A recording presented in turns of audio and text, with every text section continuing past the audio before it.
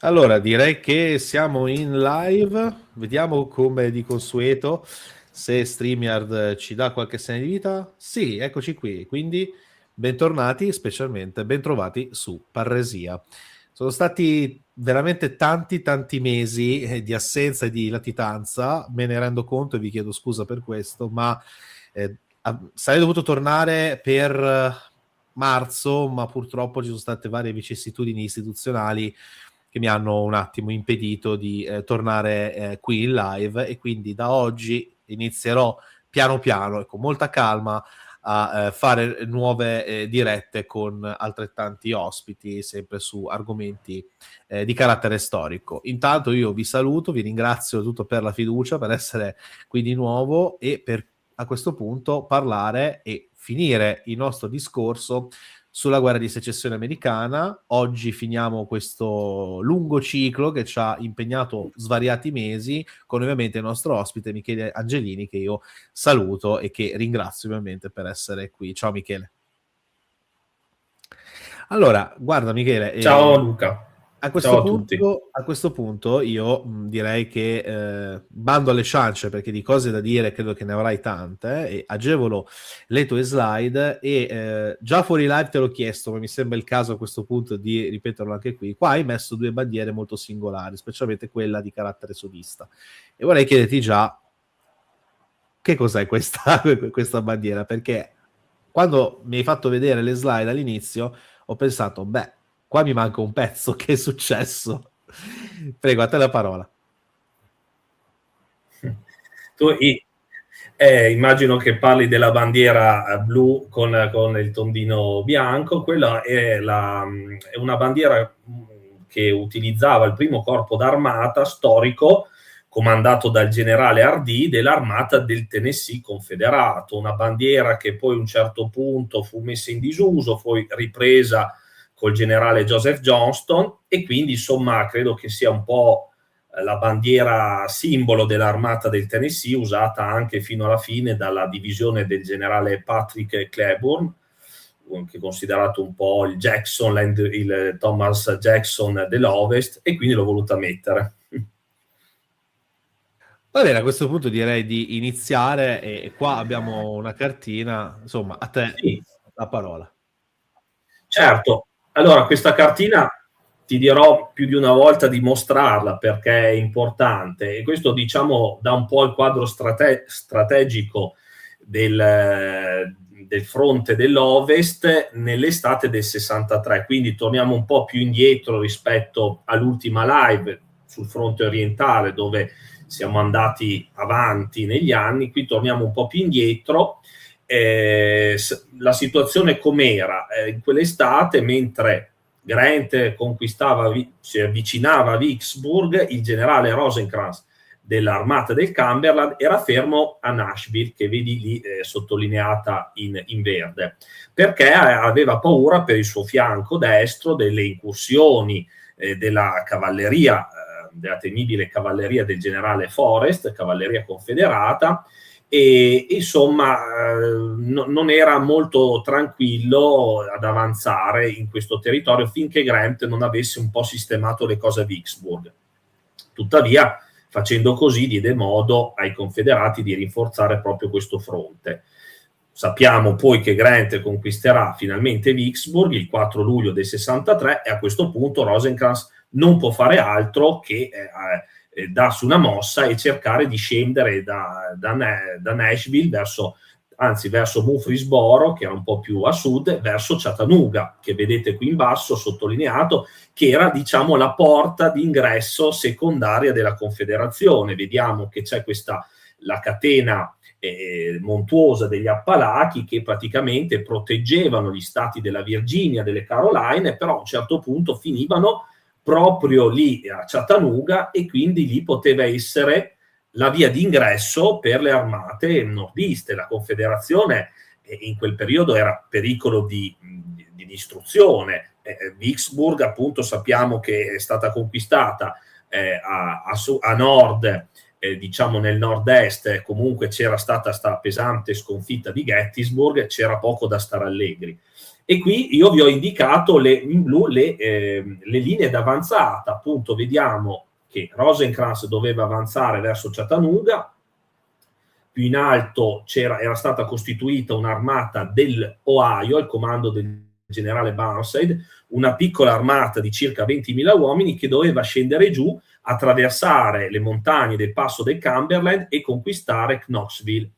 E praticamente queste due armate avrebbero dovuto cooperare, no? Per prendere queste due città importantissime. Tra l'altro, qui si vede abbastanza bene, erano collegate da anche, c'era la valle del Tennessee, erano collegate anche dalla ferrovia, quindi un appoggio reciproco avrebbe potuto veramente agevolare questa avanzata. E poi qui vediamo da Mobile, anzi da New Orleans, sarebbero partite, secondo quello che era il piano più logico che si doveva fare, sarebbero dovute partire due armate, una verso Mobile e un'altra che avrebbe dovuto risalire verso l'Alabama proprio per coprire le spalle, il fianco Rosecrans. Purtroppo, per le solite scelte scellerate della politica settentrionale, questa avanzata non avvenne, quest'ultima, e si affidò un'armata al generale Banks, che doveva avanzare lungo il Red River e quindi avanzare verso la Louisiana e poi il Texas. Perché viene fatto questo? Innanzitutto Banks era un politico generale importante del Partito Repubblicano, ex speaker della Camera, quindi aveva molto peso. E poi dopo, in quel periodo, sappiamo che in Messico erano arrivati i francesi, avevano instaurato un regime imperiale con Massimiliano d'Asburgo. Quindi si voleva fare una dimostrazione di forza, insomma far vedere ai francesi che nonostante la guerra civile il governo di Washington è lì, vi tiene d'occhio. E poi insomma si voleva conquistare anche queste ricche zone ricche di cotone, per cui purtroppo questa linea d'avanzata che sarebbe stata molto utile non avvenne. Tra l'altro mancava anche un comandante in quel periodo, nell'estate del 63, che coordinasse tutte le armate dell'Ovest, per cui di fatto l'armata dell'Ohio e l'armata del Cumberland agirono separatamente. E puoi andare avanti. Senti, magari io farei una precisazione, perché tu hai parlato appunto di imperatore del Messico, di Massimiliano d'Asburgo, parlando però Asburgo, francesi, strana questo connubio.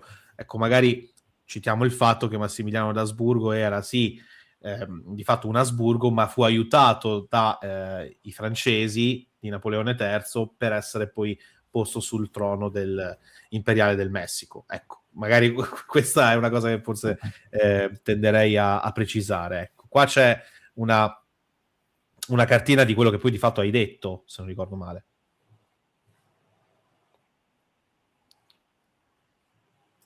Sì, e appunto Rosecrans, che vediamo qui in alto a destra, comunque si dà una mossa, con delle abili manovre riesce a girare sul fianco destro le truppe del generale Bragg, che vedete qui sotto di lui, e con delle abili manovre costringe l'armata del Tennessee confederato a ritirarsi a Chattanooga, perché appunto rischiavano l'aggiramento. Ricordo che le due Bragg era leggermente inferiore di numero, insomma Rosecrans aveva circa 68.000 uomini, Bragg ne aveva 50.000, poi ne aveva degli altri a Knoxville che potevano essere ricongiunti, quindi insomma non c'era questa grossa disparità di mezzi, di uomini rispetto al fronte della Virginia.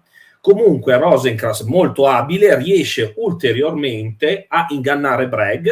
Cosa fa? Gli fa credere di porre sotto assedio Chattanooga, ma nel frattempo, vedete in questa cartina, da sud attraversa dei passi di montagna, ci sono le Lookout Mountain e le Missionary Ridge, vengono attraversate, ci sono 3 passi di montagna, e quindi alla fine sbucò praticamente alle spalle di Chattanooga, costringendo Bragg ancora una volta a ritirarsi in queste valli, diciamo ci sono tutte queste conformazioni rocciose che creano delle piccole vallette come delle quinte di un teatro, molto utili per i confederati per ritirarsi e nello stesso tempo però per mascherare i loro movimenti.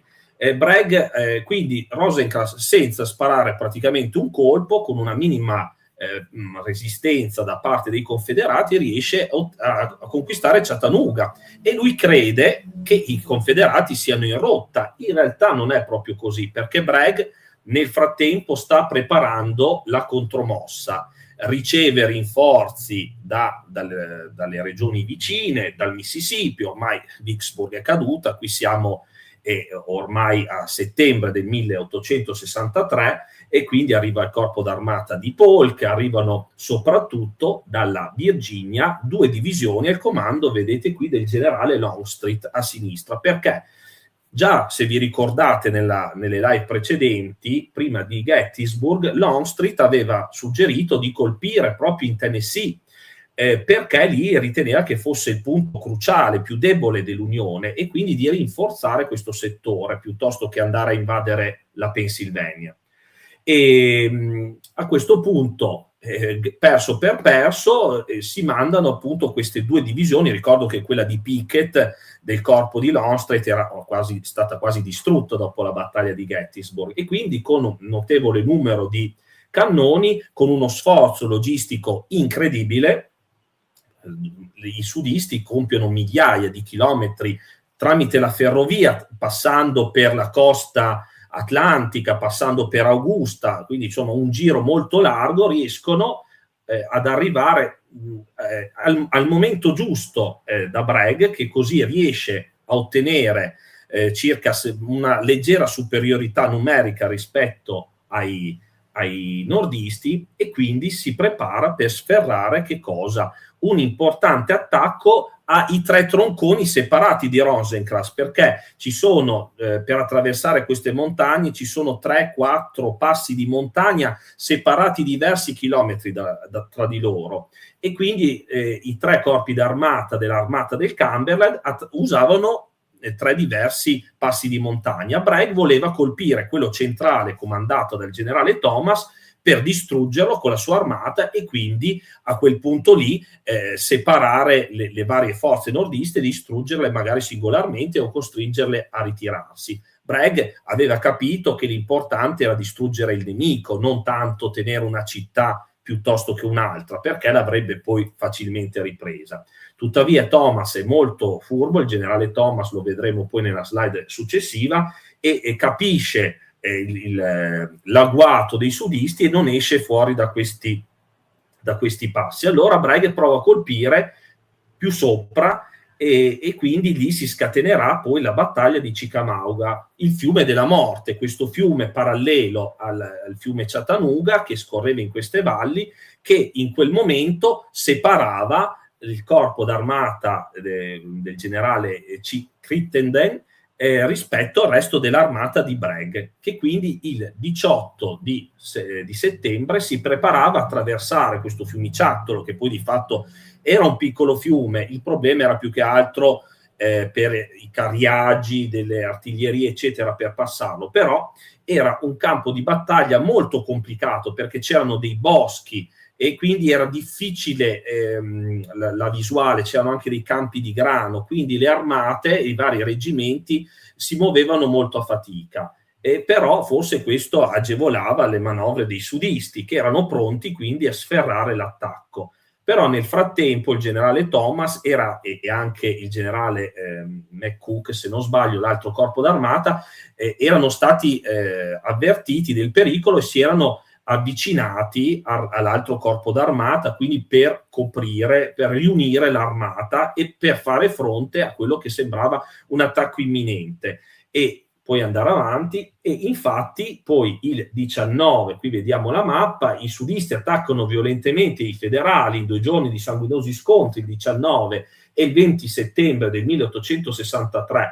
È una battaglia veramente difficile, confusionaria. Bragg cerca in un primo momento di avvolgere l'ala sinistra dei nordisti, perché lì c'è la strada, la Lafayette Road, c'è il passo di Rossville che portava poi a Chattanooga, quindi la loro via di ritirata cercava di tagliargliela. Però vedete il generale Thomas, che in mezzo a queste 2 mappe riesce a bloccare questa offensiva, riesce a frapporsi, a bloccare questa manovra sul fianco. Una battaglia dove è una battaglia di incontro, praticamente le truppe si incontrano come quasi a Gettysburg, non sono preparate nessuna delle due allo scontro, si buttano reggimenti su reggimenti, i sudisti sono molto generosi e il primo giorno riescono, diciamo così, ad avere un successo parziale, però il secondo giorno ricominciano l'attacco. Tra l'altro ricordo che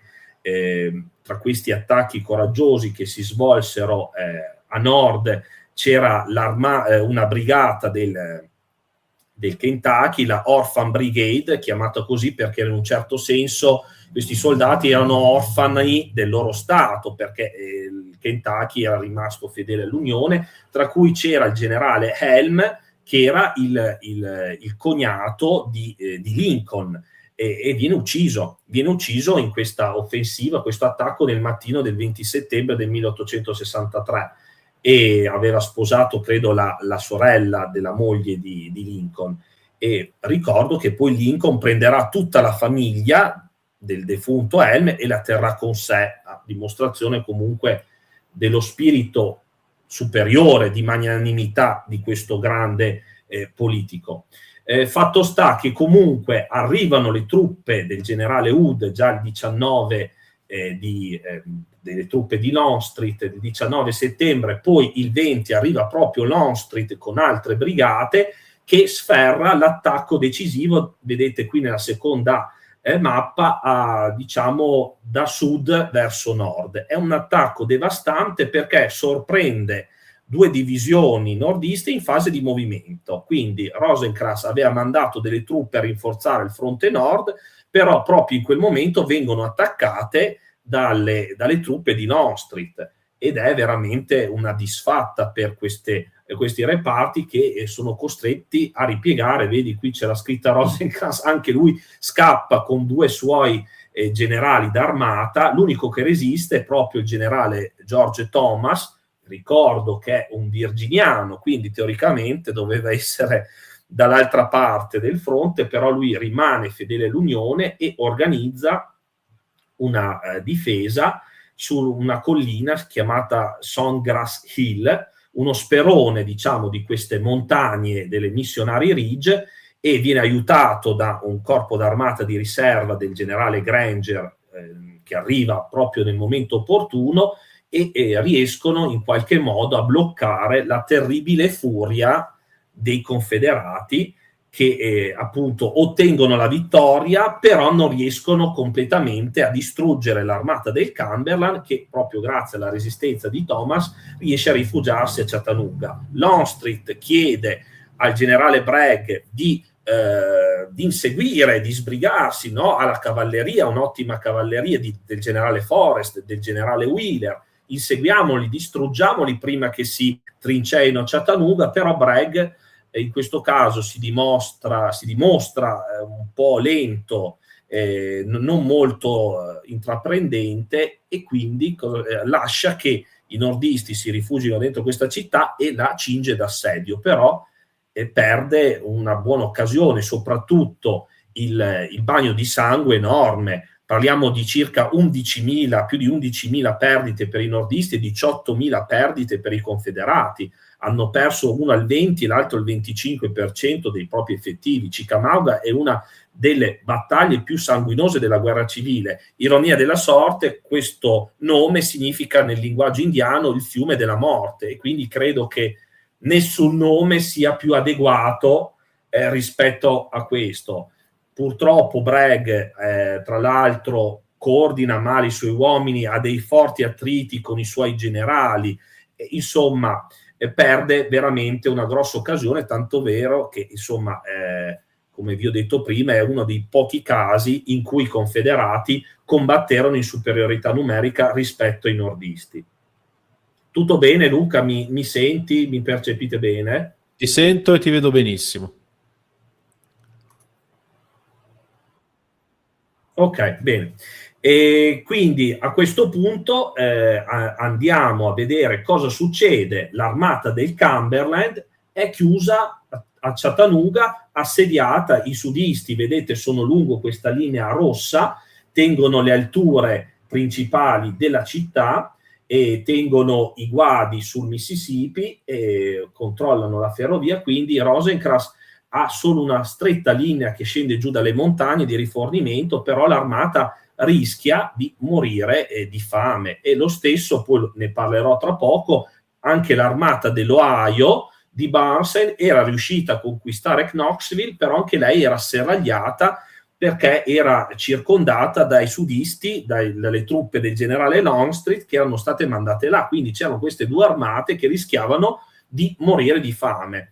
A questo punto finalmente il generale Ulisse Grant viene nominato comandante dell'Ovest e si mette subito al lavoro. Lui aveva avuto poco prima un incidente, era caduto da cavallo a New Orleans, quindi era un po' zoppo, però nonostante tutto riesce ad arrivare a fatica attraverso le montagne, portato a volte anche a braccio dai suoi uomini, riesce ad arrivare a Chattanooga. Immediatamente si lura Rosecrans, che si comportava, detta di Lincoln, come un tacchino, come un pollo colpito alla testa, cioè era diventato isterico, aveva perso completamente la lucidità, tant'è vero che era anche scappato dal campo di battaglia. Thomas diventa il nuovo comandante dell'armata del Cumberland e dimostra di voler resistere a tutti i costi. Nel frattempo Grant chiede aiuto al suo amico Sherman, che dal Mississippi avanza a tappe forzate verso Chattanooga,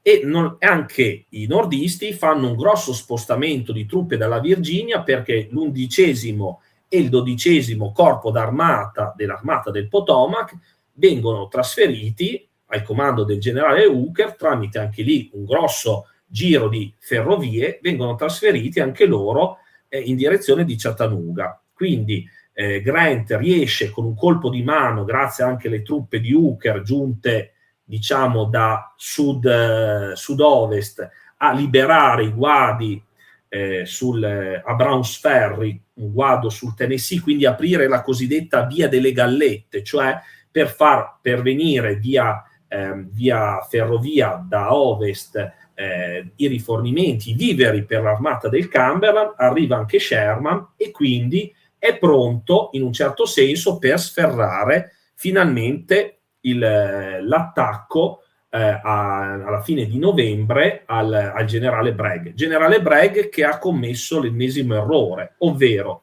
primo, ha allontanato, come vi ho detto, le truppe di Longstreet per andare a assediare Knoxville, quindi si era indebolito notevolmente. Adesso aveva solo 50.000 uomini, mentre invece i nordisti si erano rinforzati, erano arrivati a 70.000, anche di più di uomini. Inoltre Bragg aveva l'illusione di, mettendo i suoi uomini su queste alture, vedete qui a sinistra la Lookout Mountain e a destra la Missionary Ridge, queste grosse montagne, vedete anche qui questo dipinto, montagne altissime, 1.000 metri, che sovrastavano Chattanooga e il Tennessee, pensava di avere degli ostacoli insormontabili per il nemico. In realtà vediamo che saranno sì degli ostacoli, sono degli ostacoli geografici, ma non saranno difficili da difendere per i confederati.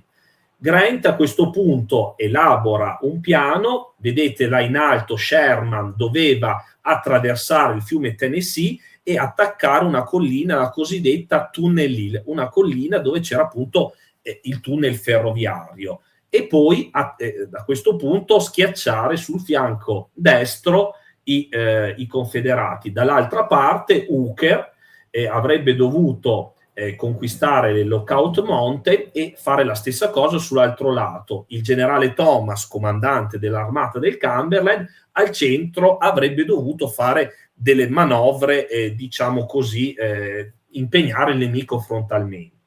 Quindi già dal 23 di novembre iniziano le avanzate dei nordisti che allontanano i picchetti sudisti, retrocedono sulle montagne. Sulla Missionary Ridge fortificata, aveva una linea di trincea alla base e poi una in alto con delle postazioni di artiglieria. il problema dei sudisti che erano troppo pochi.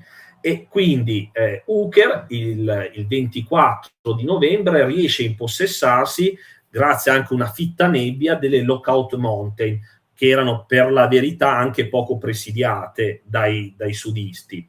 E il giorno dopo Sherman avrebbe dovuto già all'alba attaccare, diciamo, il fronte di competenza. Il problema fu che questa collina Tunnel Hill in realtà era più spostata, non si riusciva a vedere da Chattanooga, era semi nascosta da un'altra collina, quindi Sherman si trovò poi ad affrontare la vera collina Tunnel Hill, dove si erano ben fortificati i confederati, lo spazio era molto piccolo, lo vedete, qui c'è anche il fiume Chickamauga a nord che limitava il raggio di manovra, impediva a Sherman di spiegare tutte le sue 6 divisioni che si era portata dietro dal Tennessee. Qui i sudisti hanno il generale Claiborne, un grandissimo generale che resiste addirittura, pensate, lanciando dei massi, facendo rotolare dei massi addosso ai nordisti che hanno difficoltà, non riescono a prendere sta collina. Fortunatamente Hooker riesce a fatica dall'altra parte ad avvicinarsi alle Missionary Ridge, però la sorpresa, che dimostra anche la flessibilità dei piani di Grant, è proprio nel centro.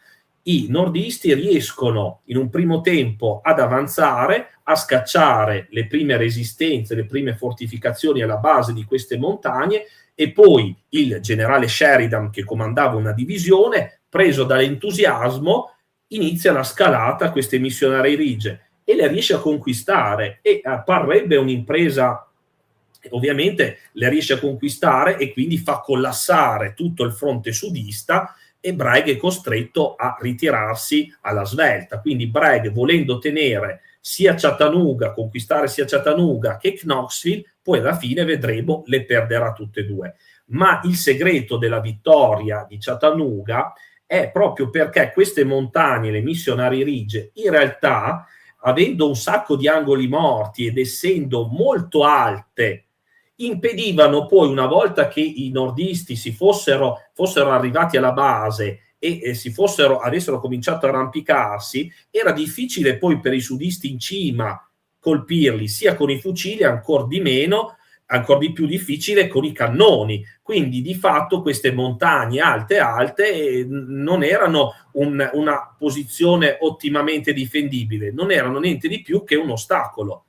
E meglio sarebbe stato, come a Gettysburg, una collina con un pendio molto più dolce, in modo da poter essere spazzata senza angoli morti dal fuoco della fucileria e dei cannoni. Quindi finalmente Grant il 25 novembre riesce a liberare Chattanooga dall'assedio e a scacciare il generale Bragg, che è costretto a ritirarsi verso la Georgia a questo punto, perché Chattanooga è proprio il confine tra il Tennessee e la Georgia, quindi si apre per i nordisti questa porta che vi dicevo, la porta di servizio della Confederazione. E qui vediamo l'immagine di questa battaglia fra le nubi, di un dipinto che vi dà un po' l'idea di questa battaglia veramente quasi un po' strana, sembra una battaglia alpina della Prima Guerra Mondiale. Se vuoi poi possiamo andare avanti e andiamo a vedere la situazione, come vi dicevo, a Knoxville. Chattanooga viene liberata, Knoxville, come vi ho detto, era stata conquistata i primi di settembre da Burnside, come del resto Rosecrans aveva conquistato Chattanooga, e vedete qui la mappa, l'avanzata di Burnside riesce a conquistare Knoxville, e poi sarebbe dovuto andare a sud in aiuto a Rosecrans, anche perché dovete tenere presente che Knoxville è in mezzo alle montagne ed era veramente difficile far arrivare dei rifornimenti. E come vi ho detto, Bragg vuole conquistare anche Knoxville, non attende di avere la meglio su Chattanooga, invia il corpo d'armata di Longstreet, che può fare poco, cerca di fare un attacco, però nel frattempo Burnside, che vi ricordo è lo sconfitto di Fredericksburg, quando comandava l'armata del Potomac, si fortifica, vedete qui una mappa della città, e riesce a respingere questi attacchi. a quel punto, a novembre, alla fine di novembre, quando ormai i nordisti hanno scacciato l'armata del Tennessee confederata e Sherman sta risalendo la valle proprio del Tennessee per andare a aiutare Burnside, Longstreet è costretto a ritirarsi e quindi si sposta verso est per raggiungere a questo punto il generale Lee in Virginia, e anche Knoxville quindi viene liberata. Quindi diciamo che il cammino, come viene definito, il cammino di ronda sugli Appalachi, fino ad allora tenuto dai sudisti, alla fine del 1863 diventa territorio nordista.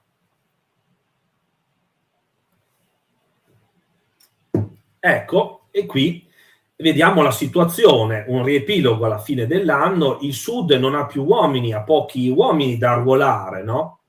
Perché ha una popolazione inferiore, insomma, le armi, ha armi, però manca il cibo. L'agricoltura estensiva del cotone ha tolto spazio ad altre colture per mangiare per i soldati, e le ferrovie sono scadenti, e quindi alla fine, anche quando si riescono a raccogliere le provviste, spesso marciscono perché non arrivano in tempo alle armate bisognose. Scarseggiano anche i cavalli. Vediamo che dal 1863, come vi ho detto anche nelle altre live, la cavalleria sudista, che fino ad allora aveva dominato quella nordista, comincia a perdere dei colpi, un po' perché le armi sono più evolute quelle dei nordisti, un po' perché è veramente difficile trovare dei cavalli. Ricordo che fino alla fine della guerra il soldato, il cavaliere sudista, doveva procurarsi lui il suo cavallo, era di sua proprietà, quindi figuratevi,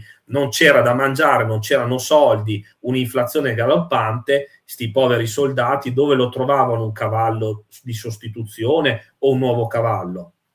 Era veramente difficile. Però i sudisti hanno i due migliori comandanti, perché sappiamo il generale Lee a sinistra rimane saldamente al comando dell'armata della Virginia nonostante la sconfitta di Gettysburg, e Bragg, dopo la sconfitta di Chattanooga, dove veramente era stato aggredito anche fisicamente da alcuni suoi generali che avevano scritto delle petizioni al presidente Davis, finalmente viene sostituito da Joseph Johnston, che tra l'altro Johnston e Lee erano compagni d'accademia, sono entrati insieme in accademia di West Point, un bravissimo generale. E qual è a questo punto la strategia dei confederati? Tra tutte queste difficoltà, loro avevano però il vantaggio del tempo, cioè loro si dovevano solo difendere, perché nel 1864, a novembre, ci sarebbero state le elezioni nel nord, mentre invece noi sappiamo che nel sud il mandato del presidente Davis era di 6 anni, quindi lui era stato eletto nel 62, ce ne aveva ancora di anni di governo, quindi non aveva questo problema. Se Lee e Johnston, che erano al comando delle due principali armate, avessero rallentato l'avanzata delle forze nordiste, forse gli elettori settentrionali avrebbero optato per un candidato diverso da Lincoln, più propenso a una pace. Questo era la principale strategia dei confederati, una strategia che penso anche logica considerata tutta la situazione.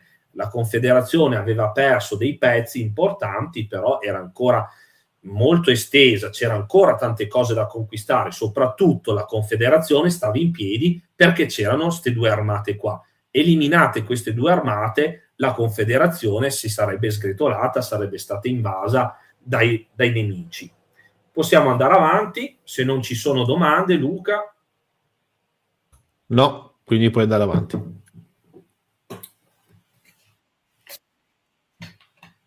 Allora, siamo adesso nel 64, Johnston sa che cosa deve fare. L'abbiamo lasciato, diciamo, all'inizio dello stato della Georgia, dietro di lui c'è Atlanta, questa importantissima città che è non solo sede di magazzini, di fabbriche, opifici bellici, è un importante centro anche di un nodo ferroviario importante, forse il più importante del sud, perché c'è la ferrovia che viene da Chattanooga, a sua volta che arriva da Nashville in Tennessee, arriva la ferrovia anche dalle Caroline, poi si dirama a sud verso Mobile e verso la costa, Savannah e Charleston. Quindi veramente un nodo ferroviario importantissimo. Johnston ha un esercito di neppure circa 70.000 uomini,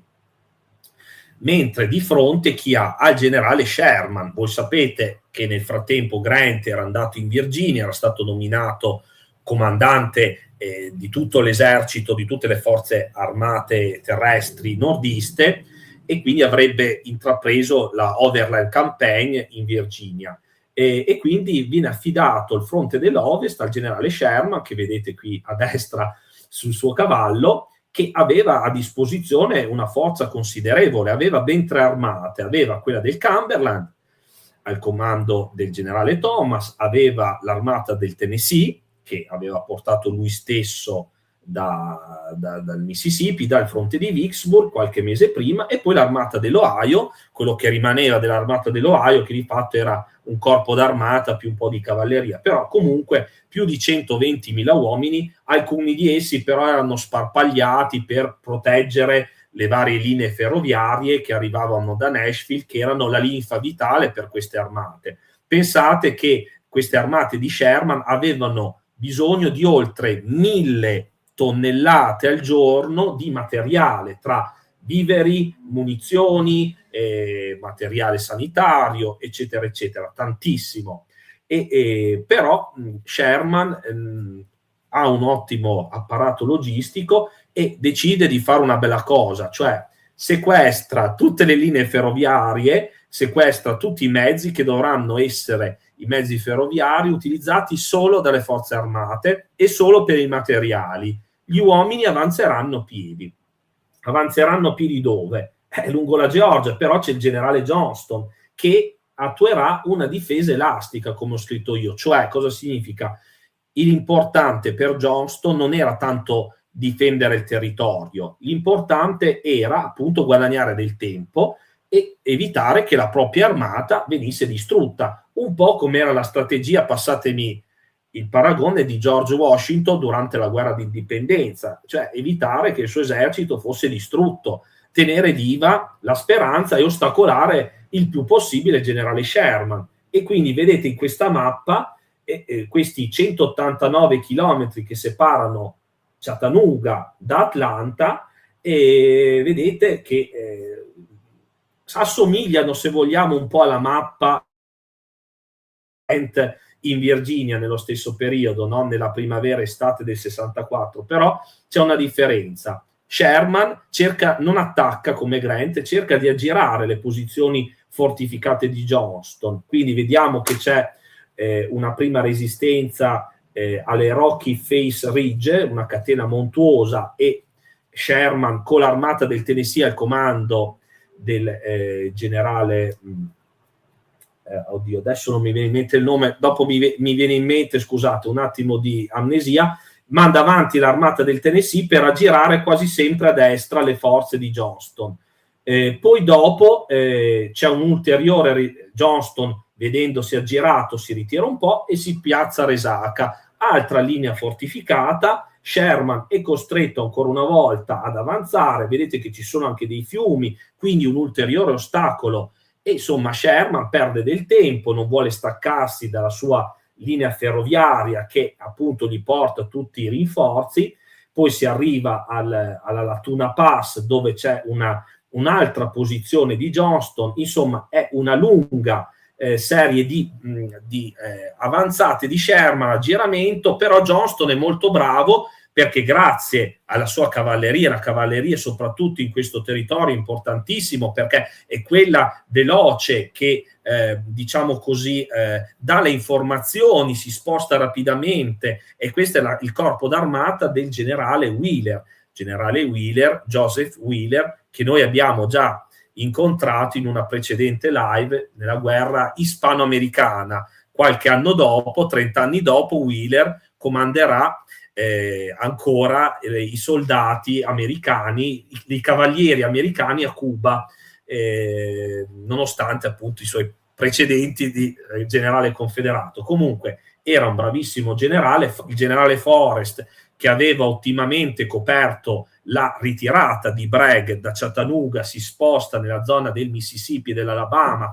e continua con i suoi uomini a circa un piccolo corpo d'armata a seminare il terrore tra i nordisti, a minacciare con i suoi raid le linee ferroviarie. C'è anche John Morgan, che è un altro cavalleggero di cui vi avevo parlato in precedenti puntate, che con i suoi cavalieri fa delle incursioni nel Kentucky, arriva quasi in Ohio. Insomma, la cavalleria sudista è veramente in questo territorio, queste vaste pianure, un'arma in più.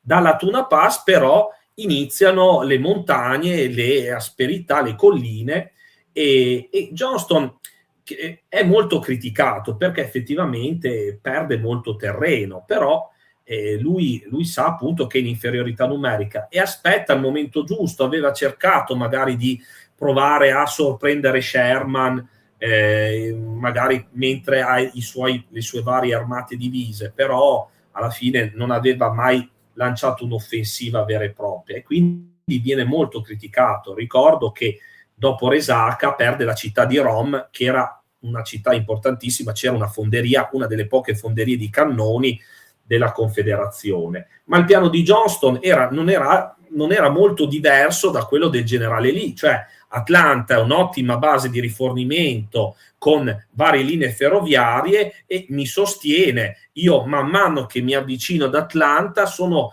paradossalmente sempre più forte, perché le mie linee di rifornimento sono sempre più corte, mentre quelle del mio avversario inevitabilmente si allungano sempre di più, deve lasciare degli uomini indietro per sorvegliare le linee ferroviarie delle incursioni di cavalleria, e quindi è sempre più in difficoltà e io guadagno sempre tempo. Le elezioni del 1864 si avvicinano di più e le armate nordiste non riescono a ottenere dei risultati tangibili, almeno fino a quel momento. Siamo nel giugno del 1864. La prima grande battaglia avviene, puoi andare avanti Luca,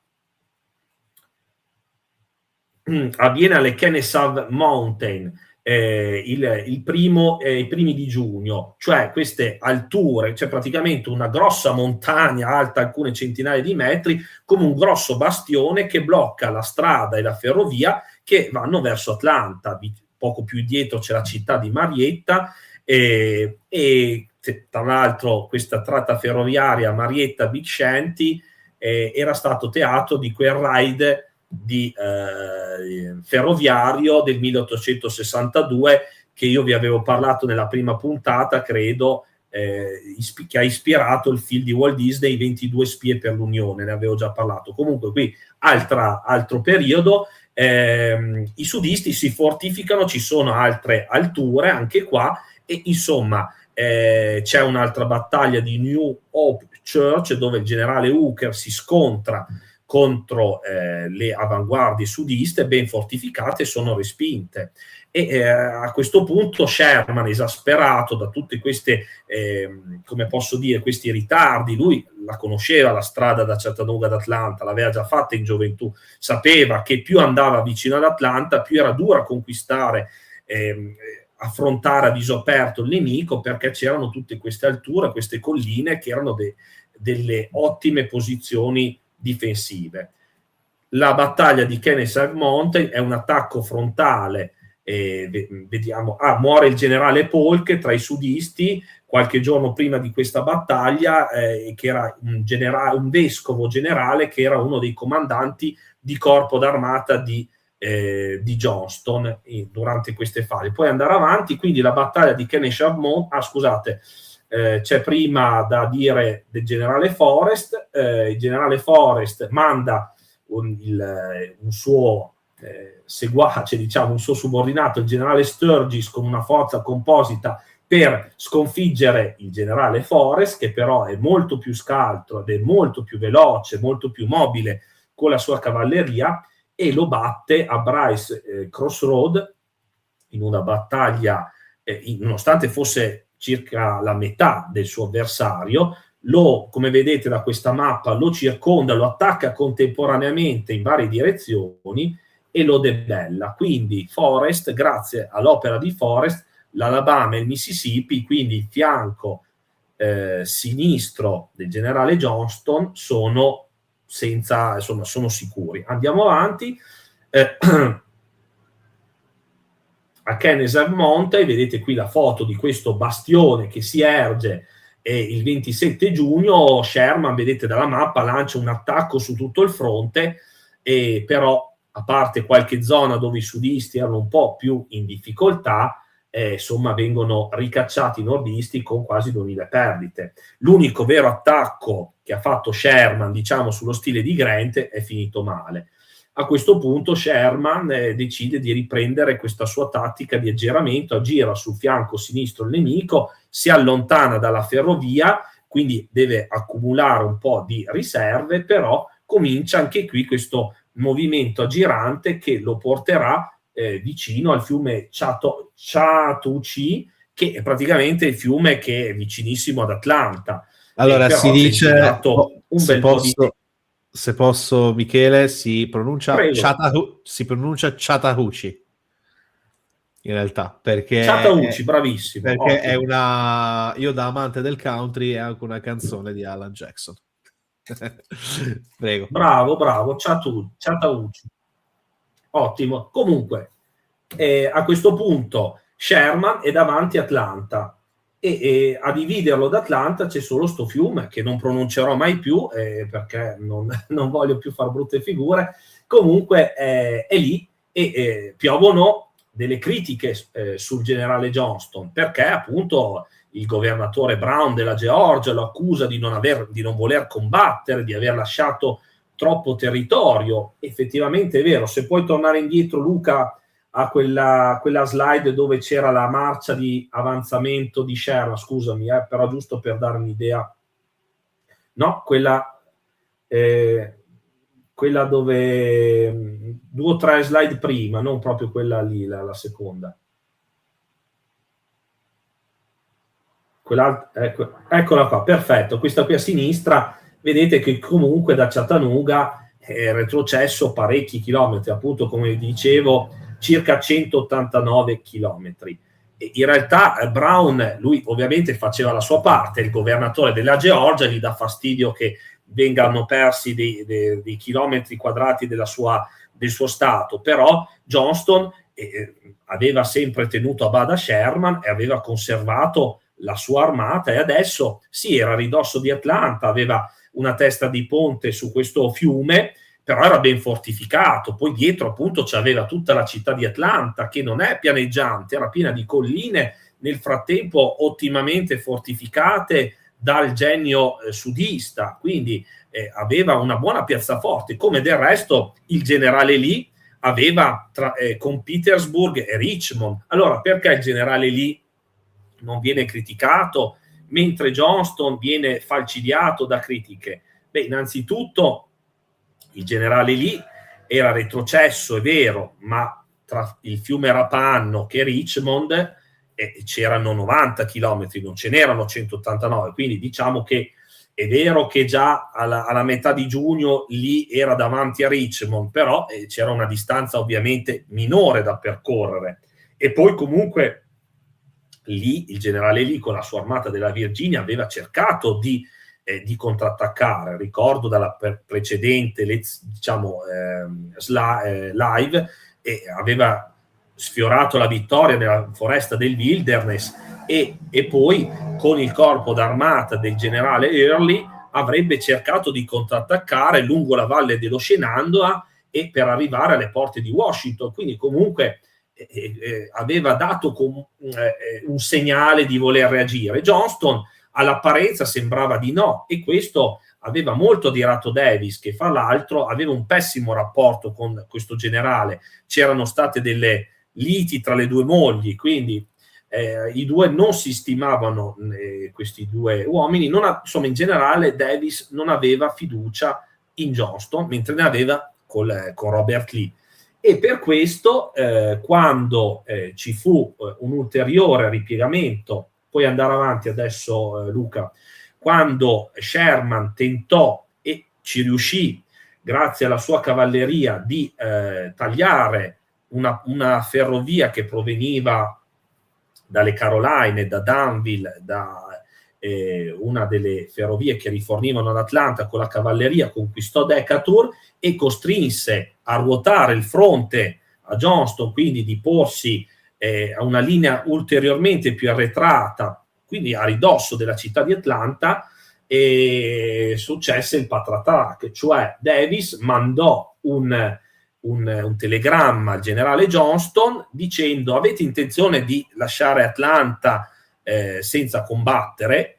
E a questo punto in realtà probabilmente non era un trabocchetto per Johnston, ma era un modo per questo generale di far vedere all'opinione pubblica, no, dei confederati, che lui voleva combattere. Lui avrebbe dovuto dire: no, resisterò, combatterò fino a che posso, ecco, non lascerò Atlanta, perché Atlanta, come vi dicevo, era importantissima per i sudisti, nessuno la voleva lasciare a cuor leggero. E Johnston, per tutta risposta, disse che non era tenuto a rivelare i suoi piani neanche al presidente della Confederazione, quindi Davis fu costretto ad allontanarlo e mise al suo posto il generale John Bell Hood, generale del Kentucky, che però aveva svolto servizio militare d'Accademia di West Point, precedentemente alla guerra aveva svolto servizio nel Texas e al Texas era molto legato, aveva guidato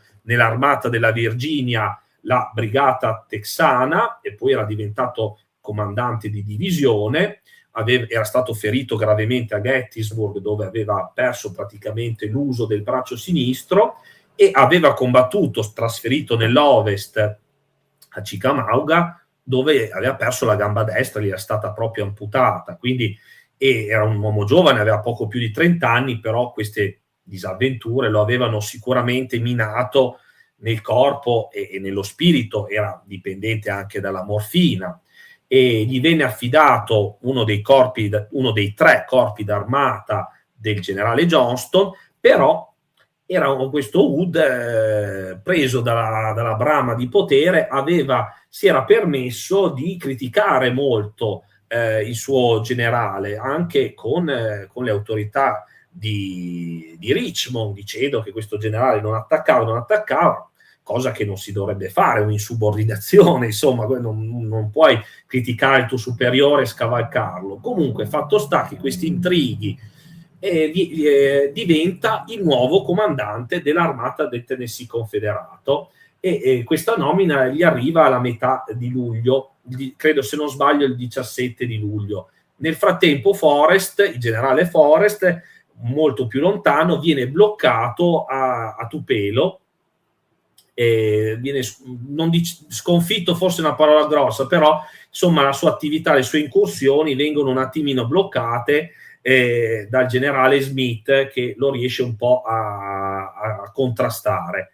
Hood quindi è l'ottavo ufficiale confederato che viene elevato al grado di generale, di full general a 4 stelle. Quindi, Luca, visto che ci sono un sacco di appassionati che ci seguono, vorrei fare un piccolo quiz, se mi consenti. Chi erano gli altri 7 generali confederati che riuscirono ad arrivare al grado di generale di 4 stelle? Chi vince, non so, gli facciamo un autografo di Luca, una foto tua, non lo so. Ma anche vero, anche vero, Michele.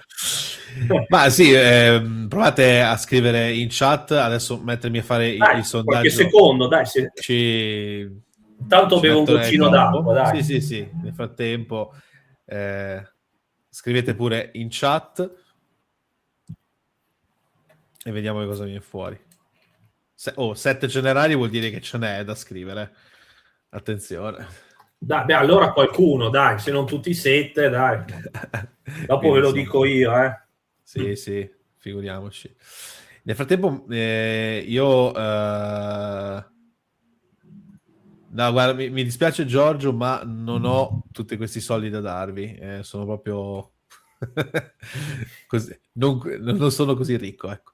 Nel frattempo io ho raccolto qualche domanda che magari ti farò Prego. dopo. No, te le faccio dopo, Ah. verso la fine, per non bloccare troppo la Mm. narrazione. Non ne hanno idea, mi dice Gianluca Damiani. Gianluca. Quindi a Dai, questo punto direi che è ora. ve lo dico io. No, no, va bene, dai. Era per avere un po' anche di interazione. Allora, i 7 oltre a Wood erano ovviamente il generale Lee, il generale Johnston, il generale Bragg, il generale Albert Sidney Johnston, che comandava l'armata del Tennessee. Ecco, bravo Gianluca. Albert Sidney Johnston, che comandava i sudisti a Shiloh. Poi abbiamo il generale Beauregard, abbiamo il generale Kirby Smith, che comanda il Trans-Mississippi, e poi Samuel Cooper, che era l'ispettore generale dell'esercito confederato, perché non comandava nessuna armata, però poiché aveva all'inizio della guerra questa anzianità di servizio molto superiore rispetto agli altri, fin da subito venne elevato a questo grado, che però di fatto era un burocrate. Il regolamento delle uniformi confederate infatti porta la firma di questo generale. Quindi chiusa il quiz dei generali, e vediamo che a questo punto Sherman, con circa 75.000 soldati, tanti ne ha dovuti lasciare indietro, come vi dicevo, per presidiare le proprie linee di comunicazione, contro circa 70.000 ribelli, perché nel frattempo sono stati arruolati anche dei miliziani della Georgia. Le forze non sono così, diciamo, non c'è questa grossa disparità di numeri. Il problema è che Hood, che aveva criticato sino da allora Johnston dicendo che sei stato sempre sulla difensiva, adesso doveva attaccare, nonostante fosse posizionato bene sulla difensiva. E cosa decide di fare? Vedete da questa mappa le forze di Sherman, quelle blu, si erano un po' allungate verso est, prendendo possesso appunto di Decatur, questa città da cui passava la linea, una delle 4 linee ferroviarie che entravano ad Atlanta. Poi c'era l'armata, questa era l'armata del Tennessee, poi c'era l'armata dell'Ohio a metà strada, e infine l'armata del Cumberland, quella più grossa, che diciamo presidiava il ponte sul Chattoochee e la linea che proveniva da Nashville e da Chattanooga. Hood cosa decide di fare? Decide di infilarsi in questo corridoio. Un suo corpo d'armata avrebbe tenuto a bada diciamo così le 2 armate più a ovest, e con gli altri 2 corpi d'armata avrebbe attaccato sul fianco il generale Thomas dell'armata del Cumberland, con intento di annientarlo. Questo era già un piano che aveva avuto Johnston, che gli probabilmente lasciò a Hood, e volle fare questo, che volle replicarlo. Purtroppo per i sudisti, dopo alcuni primi successi, si trovarono in grossa difficoltà, perché comunque i nordisti si erano anche loro ben fortificati, e quindi questo attacco fallì, che costò almeno 3.000 morti e feriti ai confederati. Questo siamo, se non sbaglio, il 20 di luglio. Poi però il 22 luglio Hood ritorna all'attacco. Nel frattempo i nordisti hanno cominciato anche a bombardare Atlanta con i cannoni. Questo attacco dove avviene? Avviene sull'estremo fianco sinistro dei nordisti. Vedete qui la nuova mappa. Qui a ovest c'è l'armata del Tennessee al comando del generale McPherson, che non mi veniva in mente, un giovane brillante generale. Quindi Hood dice: faccio una breve manovra di aggiramento a sud e poi lo vado a attaccare sul fianco, mentre uno degli altri miei corpi d'armata tiene a bada le altre forze unioniste. Gli altri 2, uno aggira e uno attacca frontalmente gli altri 2 suoi corpi d'armata confederati. Nel frattempo vedete che dopo la battaglia sul Peachtree Creek, che era questo fiumiciattolo su cui erano stabilite le prime trincee confederate, si ritirano ulteriormente i sudisti, già a ridosso della città. L'attacco sferrato dal generale Hardee sul fianco dell'armata del Tennessee è molto violento, però giustamente i nordisti si sono ben barricati e hanno, come potete vedere, schierato ad angolo retto alcune brigate che quindi affrontano non di fianco ma frontalmente i confederati. È un'altra battaglia sanguinosissima, 6.000 uomini stavolta persi dai confederati, però non passano neanche stavolta. È da sottolineare che muore il generale McPherson. Nel tentativo di raggiungere i suoi uomini, lui era lontano, era a conferire con il generale Sherman, viene colpito mentre sta cavalcando e quindi muore questo generale molto valido, che tra l'altro era compagno di corso all'accademia proprio del generale Hood. Quindi i confederati nel giro di 2 giorni hanno perso più di 10.000 uomini ed erano già in inferiorità numerica, quindi non se lo potevano permettere. A questo punto l'armata del Tennessee passa al generale Howard, che noi abbiamo già visto a Gettysburg, e succede un po' di polemica all'interno dell'armata nordista, del gruppo di armate nordiste. Il generale Hooker, che si riteneva superiore anche per anzianità al generale Howard, si dimette, lascia il suo corpo d'armata e non ne sentiremo più parlare per il resto della guerra. Generale Hooker, che forse come il generale Hood dall'altra parte erano dei grandi combattenti, degli ottimi comandanti magari di divisione o di corpo d'armata, però non avevano quella lucidità, quella prudenza per guidare un'armata intera. Ma questa è una mia considerazione che va presa un po' come, insomma, è una mia considerazione. Andiamo avanti, Luca. Vediamo che Hood, non pago di aver già perso 13.000 uomini o quasi, decide, 10.000 uomini, scusate, decide dopo qualche giorno di ritornare all'attacco. Nel frattempo Sherman, vedete da questa mappa, si è spostato con le sue armate dall'altra parte, quindi cerca di aggirare da ovest le trincee di Atlanta e soprattutto cerca di intercettare la ferrovia che poi più sotto ha questa località che si chiama East Point e si biforca. Una parte va a Montgomery, a Mobile, e un'altra va verso le coste della Georgia, insomma. E quindi era l'unica ferrovia che portava ancora dei rifornimenti ad Atlanta. I sudisti proseguono le loro fortificazioni, però succede un po' come al generale Lee, cioè estendi queste fortificazioni, i soldati sono quelli che sono, poi rischi di non coprirle adeguatamente. E insomma, ve la voglio fare breve perché insomma dopo diventa lunga molto la storia. Il generale Hood cerca un'altra volta di colpire le armate nordiste in movimento in località chiamata Ezra Church, dove c'era appunto questa chiesa, però ancora una volta cosa succede? Succede che i nordisti sono ben fortificati e lo bloccano. E a questo punto la palla passa al generale Sherman.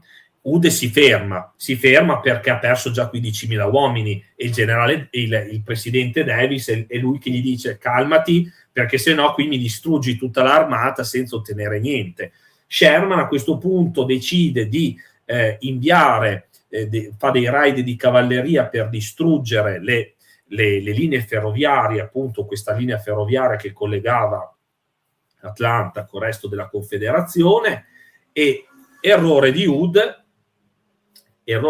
vuole tenere Atlanta, ma nello stesso tempo vuole cercare in qualche modo di disturbare Sherman, di costringerlo a ritirarsi, quindi si priva della sua cavalleria. Il generale Wheeler si allontana per compiere appunto questi raid di disturbo. E cosa succede? Succede che non si accorge Hood senza la sua cavalleria, che hanno gli occhi delle armate, no? Non si accorge che Sherman sta completando il suo giro d'aggiramento e sta arrivando a East Point e sta puntando ancora più sud in località Johannesburg. Scusa, puoi andare un attimo a quella la precedente slide? Scusami Luca. Ecco, Ude è sorpreso, manda 2 corpi d'armata in questa località per cercare di respingere i nordisti, ma ormai è troppo tardi. In vari punti la linea ferroviaria viene intercettata dai nordisti e Ude ai primi di settembre è costretto ad abbandonare Atlanta. Quindi anche questa importante città viene abbandonata, però diciamo così almeno Ude ha salvato quello che rimaneva della sua armata nel tentativo di tenere sia diciamo così, di tenere Atlanta e nello stesso tempo di contrattaccare Sherman. Aveva perso poi questa città e quindi da lì cosa succede? Puoi andare avanti. A questo punto c'è il grosso dilemma. Vabbè, qui vi spiego, no, torno un attimo indietro. Vi spiegavo il discorso di Hooker, della battaglia di Ezra Church. La cosa più importante è appunto che a questo punto Atlanta, vedete qui ho messo una foto delle poderose fortificazioni che avevano i sudisti, quindi avrebbe potuto resistere fino a novembre, fino alle elezioni. Invece così adesso Lincoln e il suo governo possono sbandierare agli oppositori del Partito Democratico che avevano candidato l'ex generale McClellan e potevano far vedere questo successo. Nel frattempo anche la baia di Mobile, e ne parlerò adesso, veniva conquistata. Insomma, c'erano delle importanti conquiste da parte dei nordisti. E questa mappa ve la metto per far vedere cosa succede dopo. Hood si sposta verso occidente e cosa cerca di fare? Cerca di indurre Sherman a tornare indietro, ad abbandonare Atlanta. Nel frattempo Atlanta viene evacuata da tutti i civili, diventa un gigantesco campo militare dove ci sono appunto tutti questi 75.000 nordisti. Allora cosa fa Hood? Dice: io cerco di disturbare le sue linee di rifornimento, magari torna indietro. In realtà Sherman manda indietro qualche divisione, ma lui rimane ad Atlanta, non la molla di sicuro. E a questo punto bisognerà fare delle ulteriori scelte da parte di Hood e anche da parte di Sherman. E andiamo avanti.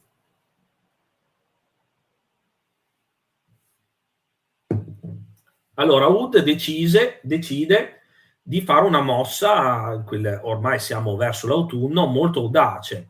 Visto che Sherman non torna indietro, io vado a riconquistarmi il Tennessee, vado a puntare il Kentucky e l'Ohio. Vedrai che qualcuno tornerà indietro, no? Lui crea una sua nuova base di rifornimento a Tuscumbia, lungo la linea ferroviaria che andava dal Mississippi a Corinth, appunto, e arrivava poi una volta ad Atlanta. E cosa succede? Teniamo presente che i nordisti avevano conquistato Vicksburg, avevano il dominio del fiume Mississippi, però di fatto lì attorno scorazzavano le truppe ancora di Forrest, che infatti si andranno ad unire all'avanzata del generale Hood verso il Tennessee. E nel frattempo il generale Wheeler, col suo corpo d'armata di cavalieri, avrebbe dovuto, assieme a dei miliziani e delle altre truppe raccolte tra la Georgia e le Caroline, avrebbe dovuto in qualche modo proteggere i nodi ferroviari di Augusta, di Macon, insomma cercare di rallentare Sherman nel caso fosse avanzato e comunque dare il tempo di Hood di ritornare indietro eventualmente. Cosa succede? Hood avanza con un clima verso nord, con un clima inclemente, no? Si sta avvicinando l'inverno, ma Sherman decide di non abbandonare le sue posizioni, distacca il generale Thomas con 2 corpi d'armata più un terzo proveniente dal Mississippi del generale Smith, quello che in un certo senso aveva un po' messo in difficoltà Forrest a Tupelo, e con queste forze armate, con altri reparti dislocati a Chattanooga, a Murfreesboro, creare una nuova armata. Ritorna diciamo l'armata del Cumberland indipendente al comando del generale Thomas, col compito di difendere Nashville, che era la principale base logistica, no, dei nordisti, e quindi di respingere l'offensiva di Hood. E nel frattempo Sherman cosa fa? Con quello che gli rimane delle sue forze, circa 60.000 uomini, ha solo una divisione di cavalleria, perché il resto giustamente, saggiamente la dà a disposizione del generale Thomas, reparti di cavalleria, 2 o 3 divisioni al comando del generale Wilson, perché proprio in questi spazi è importantissima la cavalleria, sia per le informazioni, ma anche per fare cosa? Per bloccare il nemico, conquistare, presidiare incroci, stazioni, guadi di fiume, ponti, nel frattempo che fosse arrivato il grosso della fanteria. Quindi, come vi ho già detto forse in altre occasioni, la cavalleria nordista sempre di più diventano come delle forze mobili, no? Delle moderne, se non dico truppe corazzate, ma comunque truppe magari più veloci, che riescono a muoversi più velocemente, ma nello stesso tempo a porre una testa di ponte importante in vista del nemico. E Sherman crea 2 nuove armate, l'armata sempre del Tennessee e l'armata della Georgia, in totale 4 corpi d'armata, e avanza. Dove avanza? Nel centro della Confederazione. Se Hood avanza nel cuore dell'Unione, io avanzerò dentro la Confederazione, perché Sherman ha capito una cosa, che i sudisti erano dei combattenti eccezionali e non avrebbero mai mollato facilmente, però se cominci a distruggerli, tutte le loro case, le loro abitazioni, riduci alla fame i loro figli, le loro mogli, i loro genitori, si sarebbero arresi. Questa era la guerra totale che attuerà anche Sheridan nella valle dello Shenandoah. Davis, il presidente Davis, cerca di risollevare il morale dicendo si ritroveranno come Napoleone in Russia. Era però un po' diversa. Innanzitutto Sherman poteva contare sulle linee ferroviarie e poi non andava incontro all'inverno russo, andava in mezzo alla più florida campagna e ricca campagna degli Stati Uniti, e in più dall'altra parte diciamo sulla costa atlantica c'erano le navi unioniste che stavano attuando il blocco navale alle città di Savannah, alle città di Charleston. Si trattava di 400 chilometri, però poi non c'era Mosca abbandonata, ma c'erano i rinforzi, gli aiuti delle navi nordiste, e quindi inizia la famosa marcia verso il mare di Sherman, una marcia divisa appunto lungo 4 direttrici, circa 50 chilometri di ampiezza, e venivano mandati avanti che cosa? Dei gruppi di soldati a cavallo che saccheggiavano tutto, perché Sherman decide di abbandonare Atlanta, di raderla al suolo, di farla esplodere, dare a fuoco tutto, e soprattutto di avanzare senza l'impiccio delle linee di rifornimento e senza neanche il telegrafo. Vivrà, come aveva fatto Grant nella campagna di Vicksburg, vivrà di quello che trova nella ricca campagna della Georgia e poi eventualmente delle Caroline. E vedete qui alla destra c'è il movimento in azzurro di Sherman, è un movimento pericolosissimo, perché prima di tutto non aveva opposizione, perché Wheeler aveva 7.000 cavalieri, raccolse qualche altro migliaio di miliziani, però poteva fare ben poco, e soprattutto si metteva in pericolo che cosa? Il Vallo Atlantico, passatemi questo termine, queste fortificazioni sulla costa atlantica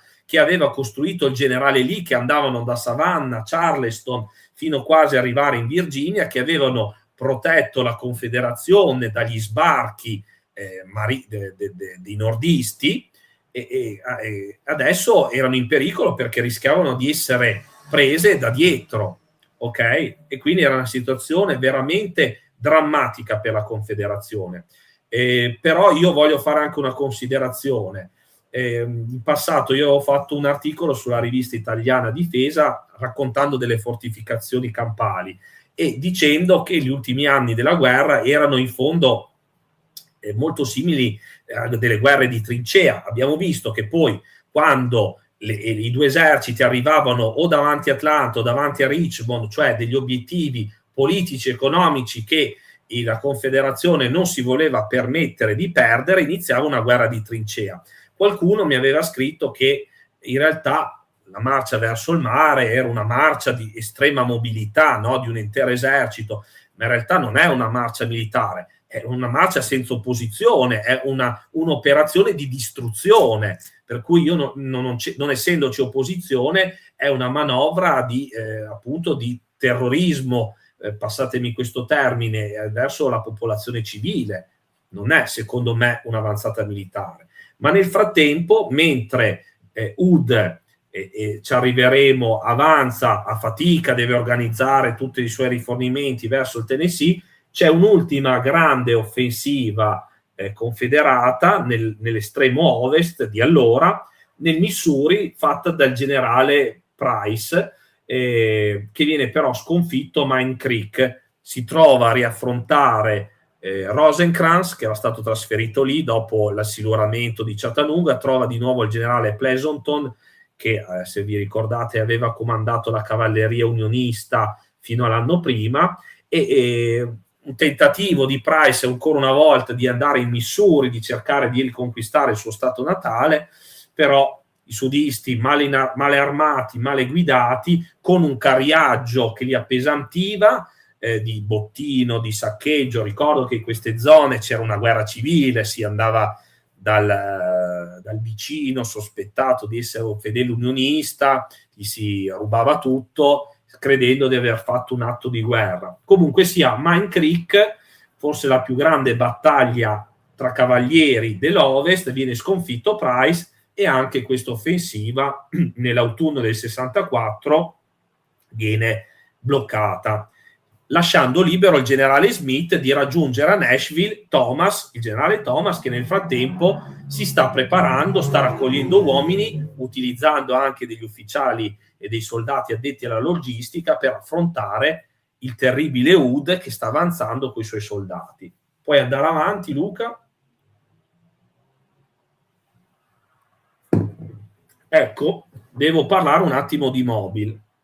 Io ne ho già parlato in un'altra live con il canale Italia Military Archive dell'amico Giulio Poggiaroni, però ne parlo un po' qua. Mobile era uno dei pochi porti, assieme a Wilmington, rimasto in mano ai confederati, e c'era questa grossissima rada protetta all'ingresso, vedete qui dalla mappa più a destra, diciamo da delle lingue di terra, dove c'era su una Fort Morgan, che si vede qui più sul quadro a sinistra, un forte costruito negli anni 30 dell'Ottocento, dopo la guerra con l'Inghilterra del 1812, un forte diciamo così un po' obsoleto, fatto di mattoni. Abbiamo già visto che contro i nuovi cannoni resistevano a poco, però era importante perché proteggeva l'entroterra, e invece in questa specie di passaggio di mare c'era una bella batteria in terra con dei cannoni rigati Brooke giganteschi che avrebbero battuto tutte le navi che sarebbero passate eventualmente in questo stretto passaggio. Poi c'era più a sud, qui a sud, un po' più in basso, l'isola del Delfino, dove c'era un altro forte che sparava incrociato con Fort Morgan. Poi c'era un'altra isoletta con un altro forte e varie ostruzioni, sia mobili come mine subacquee, ma anche fisse, che impedivano l'ingresso delle navi. C'era solamente uno stretto passaggio vicino proprio a Fort Morgan per i violatori del blocco per poter entrare. Poi Mobile è più in fondo a questa laguna, che era lunga parecchi chilometri, e protetta anch'essa da forti, eccetera, eccetera. Quindi non sarebbe stato facile conquistarlo, c'era sicuramente bisogno di forze di terra. Però, come vi avevo detto prima, il generale Banks si era avventurato sul Red River, quindi non c'erano tante forze a disposizione. L'ammiraglio Farragut, che abbiamo già visto, conquistatore di New Orleans, aveva già addocchiato Mobile e decise comunque, in qualche modo, se non di conquistare la città, di bloccare il porto, insomma, di evitare che venisse utilizzato dai violatori del blocco. E lui cosa si fa dare? Comunque una divisione di soldati nordisti, e nell'agosto del 1864 prepara proprio l'attacco. E lui cosa ha a disposizione? Ha a disposizione circa 18 navi, di cui 2 o 3 corvette a vapore moderne, tra cui la Hartford, la sua nave ammiraglia, e poi ben 4 corazzate del tipo della Monitor, però di nuova generazione, chiamiamo così, del tipo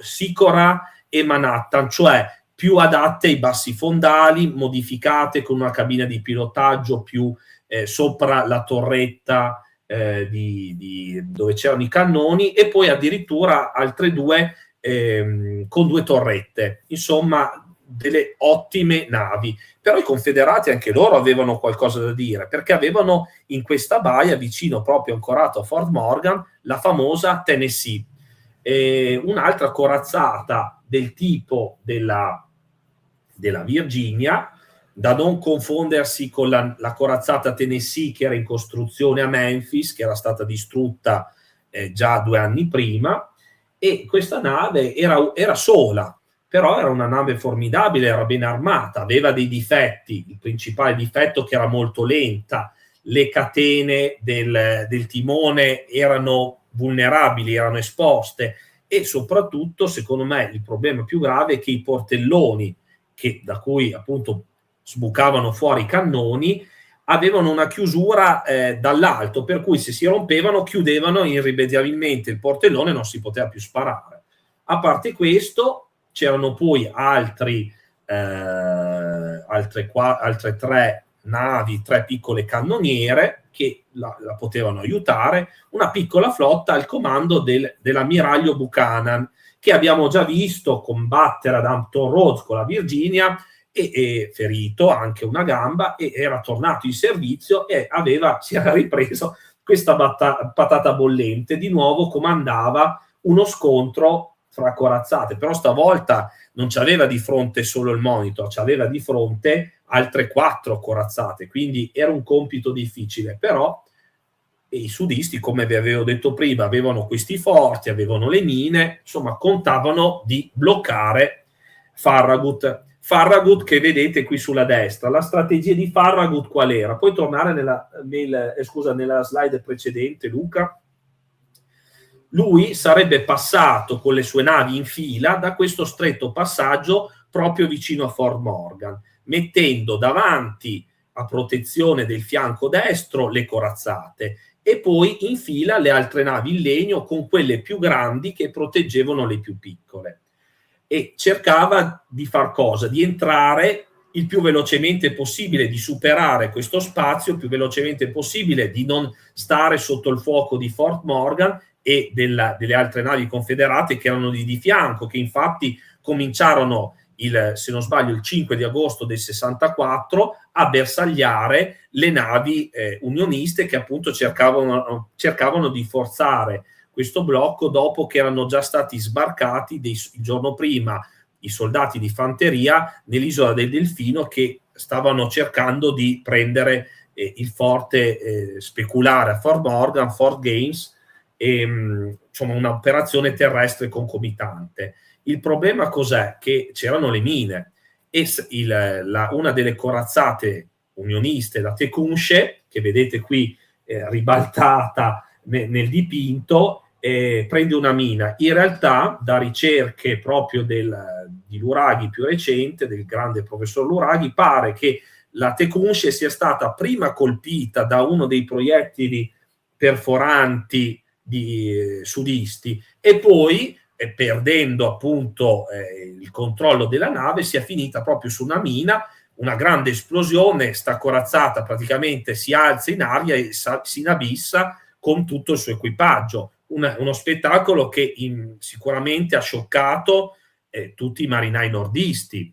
E tant'è vero che la Brooklyn, questa corvetta che guidava la colonna, si arresta, hanno paura delle mine. A questo punto l'ammiraglio Farragut prende in mano la situazione, con la Hartford guida l'avanzata delle sue navi, poi andare avanti, si fa legare sul cordame della sua nave, e pare che abbia detto al diavolo le mine, andiamo avanti, quindi dimostrando anche un grande coraggio fisico e fortuna volle che altre mine non esplosero, probabilmente anche perché queste mine non erano telecomandate con i fili del telegrafo, ma erano mine a contatto e un po' erano lì da tempo, quindi magari i percussori erano stati danneggiati dal mare, un po' anche tirava una brezza verso Levante, quindi aveva in qualche modo ruotato un po' i percussori di queste mine e anche dava un vantaggio quindi ai nordisti, anche perché il fumo dei cannoni andava negli occhi ai difensori di Fort Morgan. Quindi insomma riesce a passare tutta la flotta restante nordista è nella baia e allora si iniziano dei duelli tra le varie navi. Ovviamente tutte cercano di andare, soprattutto le navi corazzate, andare contro la Tennessee, che si muove a fatica, però tiene bene l'urto, bombarda, reagisce. Le altre piccole navi sono ben presto, a parte una che riesce a scappare, andare a rifugiarsi al porto di Mobile, sono tutte distrutte. A questo punto Buchanan cosa avrebbe dovuto fare? Avrebbe dovuto ritirarsi vicino a Fort Morgan e aspettare lì e bombardare con i suoi cannoni rigati le navi unioniste, dove c'erano, in una zona dove c'erano anche dei bassi fondali. E le navi unioniste, ricordo che avevano anche le corazzate, dei cannoni grossissimi, calibro di 30 centimetri anche di diametro, però erano lisci, erano cannoni lisci, quindi sparavano, avevano un forte impatto a distanza ravvicinata, ma man mano che aumentava la distanza perdevano di precisione e di forza di penetrazione. Buchanan invece prende una strana decisione, si butta in mezzo alle navi nemiche, forse per usare lo sperone, un po' questo feticcio, perché di fatto la Tennessee era una nave lentissima, cosa volevi speronare? Anche perché poi ricordo veramente poche navi speronate durante questi periodi di guerra. E di modo che viene a essere poi circondata da tutte le navi, le corazzate gli sparano, le altre navi in legno anche loro la tengono sotto tiro. È anche vero che c'era una forte pressione dell'opinione pubblica sulla Tennessee, si sperava, no, che potesse in qualche modo vincere da sola tutta la flotta nordista, cosa che non era vero. Pensate che c'erano delle altre corazzate in costruzione lì che stavano vicino alla baia di Mobile, però per il solito problema dei trasporti confederati, che mancava il motore che doveva arrivare da Richmond, però non c'era la ferrovia adatta, mancava il cannone, insomma erano andate per le lunghe. Morale della favola: la Tennessee viene bersagliata, viene colpito il fumaiolo, è praticamente immobile, i portelloni vengono colpiti e non si riesce più a sparare da tanti cannoni. A un certo punto arriva una cannonata che apre uno squarcio nella corazzata. Buchanan è ferito gravemente ancora una volta alla gamba e decide, insomma, non c'è altro da fare che arrendersi. A questo punto la baia di Mobile è in mano ai nordisti, se non la città, la baia. Nei giorni successivi le truppe di terra poi conquisteranno Fort Morgan e l'altro forte lì vicino, e quindi, diciamo così, stringeranno d'assedio Mobile, che sarà poi credo l'ultima città confederata a cadere, a essere conquistata dai nordisti. Però di fatto poi Mobile la funzione di porto l'ha persa già in quell'agosto del 1864. Possiamo andare avanti, Luca? Ecco la marcia verso il mare di Sherman, avanza, conquista la capitale una marcia che ha l'idea di essere appunto una punizione quasi divina, no? Sherman è una persona molto spietata, dice: distruggerò tutto, brucerò tutto. Quando entra nel South Carolina, dove, vi ricordo, era stato insomma lo stato che aveva fomentato la secessione, c'è grande voglia di vendetta. Qualcuno, un ufficiale di Sherman, scrive: se non bruceremo tutto è perché non avevamo abbastanza fiammiferi, quindi ovunque vanno c'è depredazione, ci sono anche degli atti di violenza nei confronti dei civili.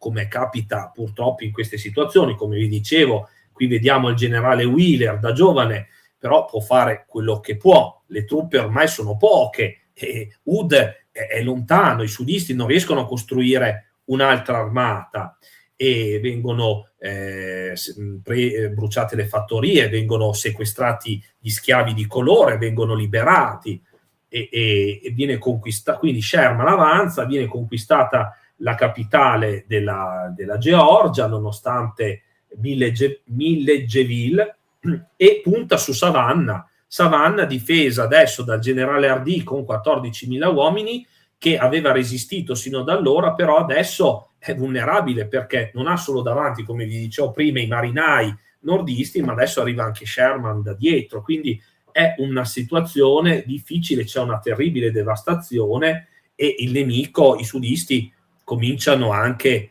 i combattenti a perdere la fiducia. In questo periodo siamo appunto inverno del 64, cominciano delle diserzioni anche in Virginia, le truppe, i soldati della Georgia abbandonano per andare a vedere cosa stava succedendo nelle loro case. Possiamo andare avanti, Luca? Ecco, qui faccio un accenno proprio nel 64 prende, diciamo così, servizio il terribile campo di Hendersonville, che era in Georgia proprio, che vedete qui nel dipinto a sinistra, che tristemente è famoso perché lì vi perirono migliaia e migliaia di prigionieri nordisti. Già il sud non aveva di che mangiare per i propri uomini e per la propria popolazione civile, non aveva medicine. Potete immaginarvi quanto volentieri si prendesse cura dei prigionieri. E c'è questo Henry Wirtz, che era il comandante, il capitano di questo campo militare, che poi appunto con l'avanzata di Sherman sarà smantellato chiaramente e sarà considerato come un criminale di guerra e sarà forse, credo, l'unico sudista giustiziato, leader ufficiale sudista per crimini di guerra. E d'altronde vedete qui 13.000 prigionieri morti, sono veramente tanti in pochi mesi poi di servizio di questo accampamento, di questa prigionia, campo di prigionia. E niente, questa era una nota da ricordare e che ha ispirato anche fumetti, tra cui anche quello di Tex Willer, numero 299 e 300, per chi fosse appassionato. Possiamo andare avanti. E nel frattempo, sempre in questo ottobre decisivo del 64, prima delle elezioni presidenziali degli stati settentrionali, un'altra corazzata, l'Albemarle, che diciamo teneva in scacco un po' le navi nordiste nella laguna omonima, appunto nel North Carolina, viene fatta saltare per aria da questo brillante ufficiale, il capitano William Cushing, che possiamo considerarlo uno dei primi Navy SEAL, l'antesignano dei Navy SEAL della Marina americana. Questo William Cushing, e io lo considero un po' come il generale Custer della Marina, indisciplinato, viene espulso dall'Accademia di Annapolis, poi rientra in Marina, partecipa almeno da spettatore alla battaglia di Hampton Roads, però viene poi di nuovo dimesso, però la Marina ha bisogno di ufficiali valorosi, quindi ritorna in servizio, un generale giovanissimo, poco più che ventenne, quindi molto scavezzacollo, e si incarica di fare delle azioni così di sabotaggio, tra cui questa penetrano dentro questa laguna dove c'era questa corazzata nottetempo con una specie di piccolo battello, tipo un battello d'assalto che avevano utilizzato anche i confederati, con una mina, ed è lo stesso Cushing, fratello di Alonso, un ufficiale d'artiglieria morto eroicamente a Gettysburg, e lui stesso che aziona, tira la corda che aziona questa mina subacquea e fa saltare per aria l'Albemarle. C'è un'esplosione fortissima, lo stesso Cushing viene ribaltato fuori dall'acqua, avventurosamente riuscirà a scampare ai sudisti che gli sparano sia dalla nave ma anche via terra. Lui non saprà fino a qualche giorno dopo di aver fatto saltare per aria il suo obiettivo, però è un risultato importante, perché anche qui non c'è più pericolo per la Marina unionista, e che quindi può cooperare con grande successo con le forze di terra per la conquista delle Caroline. Possiamo andare avanti. Ecco, come vi dicevo, la capitale georgiana, Milledgeville, viene conquistata. A proposito, questa è la quinta capitale degli Stati Confederati conquistati dai nordisti. Possiamo chiedere le altre 4 se qualcuno se le ricorda, se no ve le dico io. Se qualcuno se le ricorda e le vuole scrivere rapidamente, se no ve le dico io.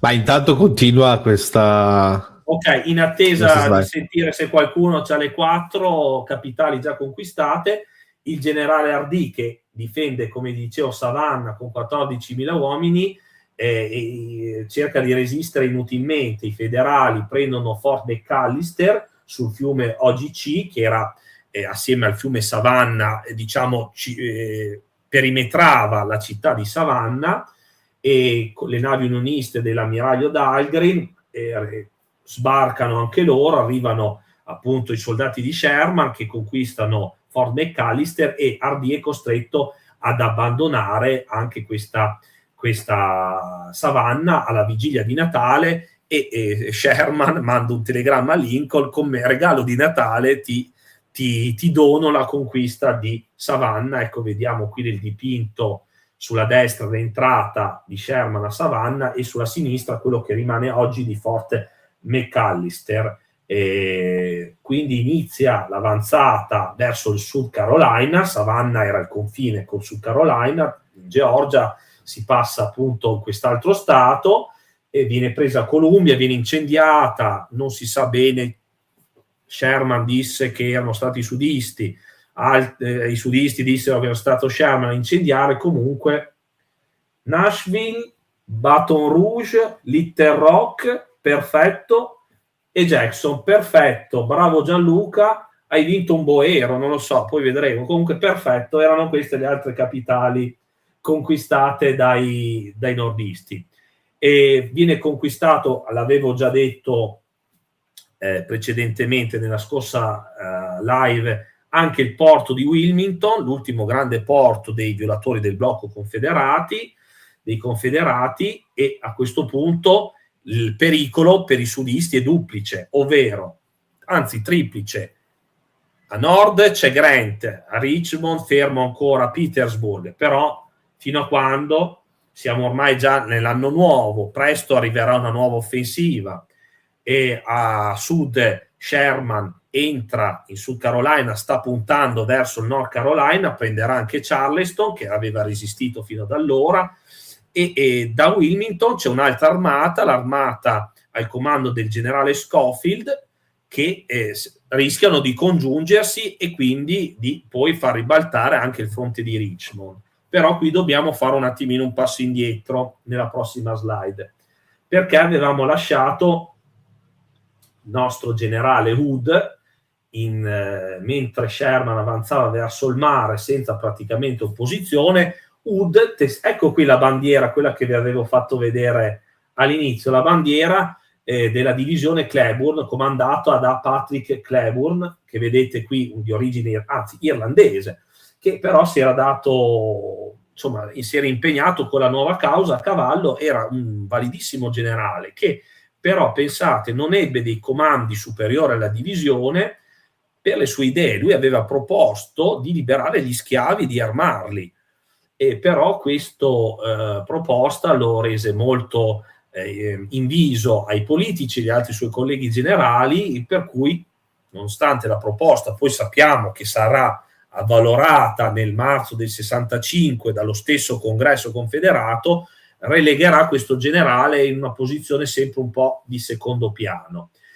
Hood avanza e Thomas cosa fa? Cerca un po' di bloccarlo con le sue truppe di cavalleria, con 2 corpi d'armata al comando del generale Schofield, che non si è ancora trasferito a Wilmington, perché siamo nel novembre ancora del 64, e ci sono Thomas cerca di raggruppare tutte le forze disponibili a Nashville, e nel frattempo attua una strategia un po' dilatoria. Schofield ha circa 30.000 uomini, Ude ne ha il doppio, e per cui cosa fa Ude? Cerca di attaccarlo, di distruggerlo prima che arrivi a Nashville, cerca di farsi forza della sua superiorità numerica, però gli sfugge in località Columbia, che è un'altra città però del Tennessee, non è certo la capitale, la città delle Caroline, e dove appunto i nordisti gli sfuggono quasi fra le mani. Viene incolpato ingiustamente Cleburne di non aver sorvegliato la strada, e poi c'è la battaglia, qui che vedete un'illustrazione, la battaglia di Franklin. C'è un fiume, l'Arpet River, che praticamente difende questa città su due lati, il lato est e il lato nord, e poi i nordisti fanno dei trinceramenti a chiudere questo quadrilatero.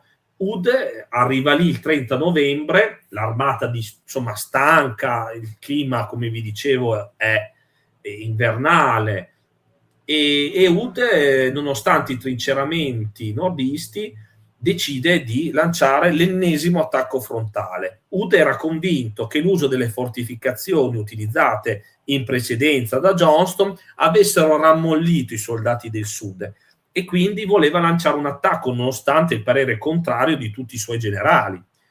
E qui accade la tragedia, nel senso che i sudisti, con ben 18 brigate, tra l'altro Ude non aspetta neanche l'arrivo di 2 ulteriori divisioni, quindi non sfrutta neanche appieno la sua superiorità numerica, attacca con ben 18 brigate frontalmente le fortificazioni nordiste, che erano ottime, tra l'altro erano anche un po' superiori a livello di sopraelevate, quindi la posizione perfetta, con un forte, dei cannoni che bersagliavano di lato gli avanzanti sudisti. C'era un forte più a nord con delle batterie di cannoni degli unionisti, quindi veramente un'avanzata tragica, e Ude aveva chiesto ai suoi generali di avanzare in testa ai propri uomini per dar loro coraggio.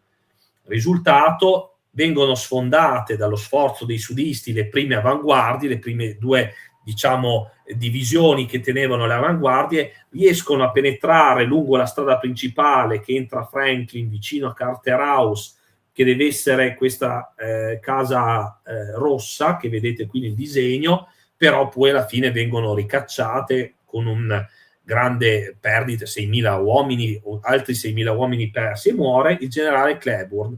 E c'è questa immagine alla fine della battaglia, nonostante i ripetuti attacchi a testa bassa dei sudisti che vengono respinti, c'è questo portico di una casa lì vicino dove ci sono ben 5 generali sudisti, tra cui Cleburne, morti. E è l'ennesimo salasso, l'ennesima follia del generale Hood, che costa ulteriori perdite ai suoi uomini. Schofield a questo punto, dopo Franklin, che è a 30 km a sud di Nashville, parte alla svelta il giorno dopo e raggiunge Nashville. E Hood cosa fa? Continua la sua avanzata, forse non sa neanche lui cosa fare, ma va a sbattere contro un esercito forte, anzi più forte del suo, perché lui ha avuto delle grosse perdite. Nashville, che anche lì è un campo trincerato. Puoi andare avanti, Luca. Ecco, qui vediamo un'altra specie di quadrato, di rombo, no? C'è il fiume Cumberland, scusate, dove c'erano fra l'altro le corazzate nordiste, quindi che avrebbero impedito qualsiasi attraversamento dei sudisti. Poi le trincee. Thomas ha raggranellato circa 60.000 uomini tra le truppe di Schofield che erano arrivate, altre truppe che aveva messo insieme, e Hood cosa fa? Hood non sa cosa fare, avanza, si trincea davanti a questa città sperando che lo attacchi il nemico, e nel frattempo divide ulteriormente i suoi uomini, manda il generale Forrest a cercare di conquistare Murfreesboro, nel vano tentativo di distruggere che cosa? le ferrovie che avrebbero dovuto rifornire Sherman, che ora sappiamo che non esistevano. Tutta questa avanzata in realtà non era servita a nulla, perché sappiamo benissimo che Sherman si era mantenuto con quello, no, che aveva, come ho detto prima, trovato nella campagna. Ci arrivò a Savannah con grande fatica, perché a un certo punto anche lui era in difficoltà, però ci arrivò e aveva avuto ragione lui. Quindi Thomas aspetta un po' attaccare, perché aspetta dei rinforzi, aspetta la cavalleria per poi fare un bel inseguimento, aspetta un ponte di barche per inseguire meglio Hood. Grant a questo punto gli dà l'ultimatum: attacca Hood, se no ti sostituisco. Non aveva capito che Thomas non è che aveva paura di combattere, stava semplicemente aspettando il momento opportuno, tanto Hood non si sarebbe mosso da lì. E quindi alla metà di dicembre, il 15 e il 16 di dicembre, Thomas attacca Hood. Hood ha il lato sinistro molto debole, ha solo qualche ridotta che lo protegge, non ha la cavalleria, come vi dicevo, di Forrest, perché era lontana, e quindi vedete qui dalla prima mappa sulla sinistra viene travolto proprio da quel lato. I sudisti, come al solito, combattono fino con il consueto coraggio, riescono a tenere fino a notte fonda, poi però si devono ritirare. Vedete la seconda mappa su un fronte fortificato un po' più corto, proprio perché hanno pochi uomini, ma il giorno dopo Thomas attacca ancora, ha una preponderanza numerica netta e quindi attacca, sfonda sui lati e l'armata del Tennessee confederata praticamente viene sgretolata. Hood, grazie al lavoro della sua artiglieria, della sua cavalleria, riesce comunque un po' a ritirarsi, evitare la rotta, e a questo punto, dopo aver perso ancora migliaia e migliaia di uomini, 10.000 uomini tra la battaglia di Franklin e Nashville, tra morti, feriti e prigionieri, si dimette, non poteva fare altro. E chi viene rimesso in sella sull'armata del Tennessee? Il vecchio generale Joe Johnston.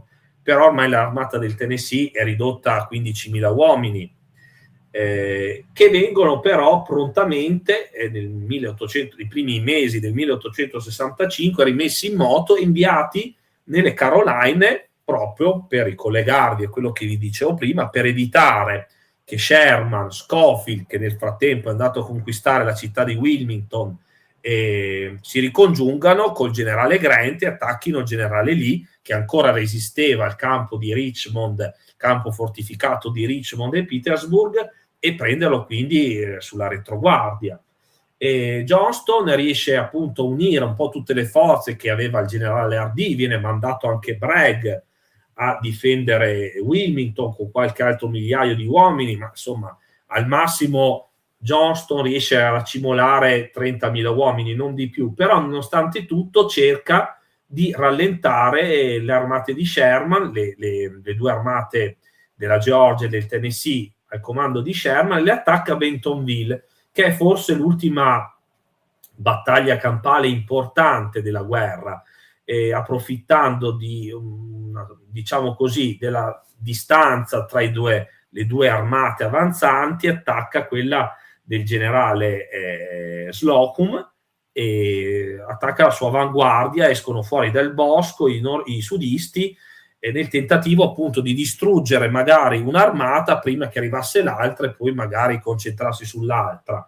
Però nonostante lo sforzo dei confederati, anche questo attacco viene respinto, perché poi arrivano tutti gli altri nordisti che erano lì vicino, e quindi vedete sulla destra poi tutte le armate nordiste in blu e i movimenti delle varie forze confederate. Sherman si unisce a Schofield verso località Goldsburg, e a questo punto la guerra, ormai siamo verso la fine della guerra. Il generale Lee è stato nominato comandante in capo di tutte le forze confederate e si decide col generale Johnston di fare cosa? Di ricongiungersi in qualche modo, e a questo punto la palla passa al generale Grant. Possiamo andare avanti. Mi puoi far vedere la prossima? Scusami Luca. La prossima è la resa. Allora fammi vedere quell'altra Quindi, mappa, quella che ti sì, avevo sì, detto. adesso te la metto. Grazie, ti ringrazio.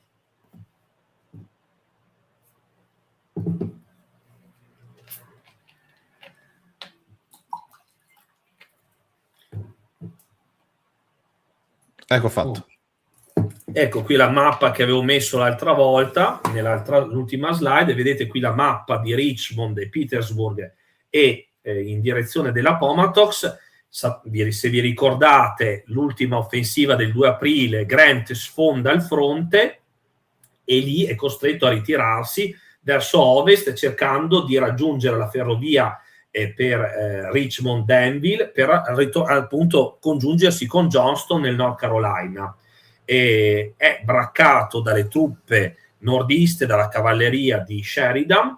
In un primo tempo le truppe confederate divise in 4 tronconi si devono ricongiungere ad Amelia Courthouse, che vedete qui in mezzo, dove devono ricevere anche dei viveri. Purtroppo non arrivano sti viveri, arrivano però le cavallerie nordiste, quindi lì decide di abbandonare la ferrovia di Danville e andare ulteriormente verso ovest, cercare di prendere l'altra ferrovia, quella sotto la Southside Railroad, che l'avrebbe portato verso la valle dello Shenandoah, verso Lynchburg, però magari da lì poteva anche lì cercare di ricongiungersi a Johnston. È protetto dall'Appomattox da un lato, da questo fiume, però fino a quando? Perché poi l'Appomattox ad Appomattox Courthouse, questo nome famoso, questo villaggio che diventerà famoso, poi diventava un piccolo rivolo, e lì poi c'era il James che invece di costituire una difesa diventava un ostacolo per la manovra di lì. I sudisti sono stati attaccati anche a Sailors Creek, dove hanno perso quasi un corpo d'armato, quello che rimaneva di uno dei 4 corpi d'armata. Raggiungono Appomattox, però lì vengono circondati. In pratica arriva prima la cavalleria di Sheridan. Il 9 di aprile del 1865, la Domenica delle Palme, il generale Robert Lee tenta di sfondare di aprirsi un varco, però non trova più solo i cavalieri quella mattina, ma nel frattempo sono arrivati i fanti del 5° corpo d'armata, dell'armata del Potomac, e gli uomini dell'armata del James. Da nord stanno arrivando il resto dell'armata del Potomac col generale Grant e Meade, e lì decide di parlamentare. Aveva già rifiutato il 7 di aprile di incontrare Grant, adesso capisce che non c'è più speranza, è inutile continuare la guerra, e quindi verso l'una si incontra da Appomattox Courthouse presso la casa di un certo William McLean. Ecco, vedete questa casa ricostruita. Questo McLean, pensate, era a Bull Run nella prima battaglia della guerra civile, aveva la casa lì, aveva capito che non era una zona molto igienica da continuare a vivere lì, e quindi si era spostato un po' più in un'altra zona che riteneva essere più sicura. Eppure la guerra andò a bussare proprio lì e si concluse, in pratica perlomeno sul fronte orientale, si concluse a casa sua la guerra. Il generale Lee, che vedete qui in questa illustrazione col suo assistente, il colonnello Marshall, si incontra col generale Grant. Questo incontro è una specie di incontro fra 2 mondi. Il generale Lee, un vecchio cavaliere con la sua uniforme nuova quasi, la sua spada con l'elsa dorata. Grant invece forse rappresenta la modernità, l'uomo pratico, è vestito con una giubba sporca, non particolarmente piena di ornamenti, ha anche un terribile mal di testa, però è lui che vince. E i due, pensate, si erano incontrati l'ultima volta nella guerra del Messico nel 1846-48, dove Lee aveva mandato indietro il generale Grant, che erano tutte e 2 del genio, perché Grant era vestito male, aveva la giubba sbottonata. Adesso ovviamente Lee non può più mandare via dallo studio il generale Grant, è lui il vincitore. Però Grant è molto intelligente, concede delle condizioni molto molto favorevoli all'armata sudista della Virginia, permette a tutti i soldati di tornare a casa, nessuno viene imprigionato, si prodigherà per rifornire di razioni circa 28.000 uomini rimasti al generale Lee, e concederà, vedendo la spada del generale Lee, concederà agli ufficiali di poter trattenere le loro armi individuali, quindi la spada e i revolver, e su suggerimento proprio del comandante virginiano verrà posta un'ulteriore clausola che permetteva appunto ai soldati di tornare a casa con i loro cavalli, perché Lee ricordò che i cavalli dell'armata della Virginia erano di proprietà dei vari soldati, e quindi viene firmato questo storico accordo. Vedete che per i nordisti ci sono i vari generali di corpo d'armata, e quel tavolino su cui firmerà Grant verrà regalato al generale Custer, verrà comprato dal generale Sheridan a McClellan, proprietario di casa, e lo regalerà al generale Custer, che vedete qui sull'estrema destra, che fa capolino, e anzi verrà spedito alla moglie, dicendo una lettera, insomma, che nessuno più del marito aveva contribuito a questa vittoria. E quindi, diciamo così, termina qui la guerra, almeno sul fronte orientale. Però ci sono degli sviluppi, perché poi puoi andare avanti. Prima di andare avanti, sì. 2 cose, ma proprio veloci se posso. Allora, la prima, che aveva concesso di fatto, non dico gli onori di guerra, il Grant nei confronti di Lee, però anche, diciamo, delle cortesie tra generali. Ovviamente, quando praticamente era stata firmata la resa di Appomattox, si dice che impedì Grant ai suoi generali di esultare davanti allo stesso Robert Lee. Lo salutarono militarmente.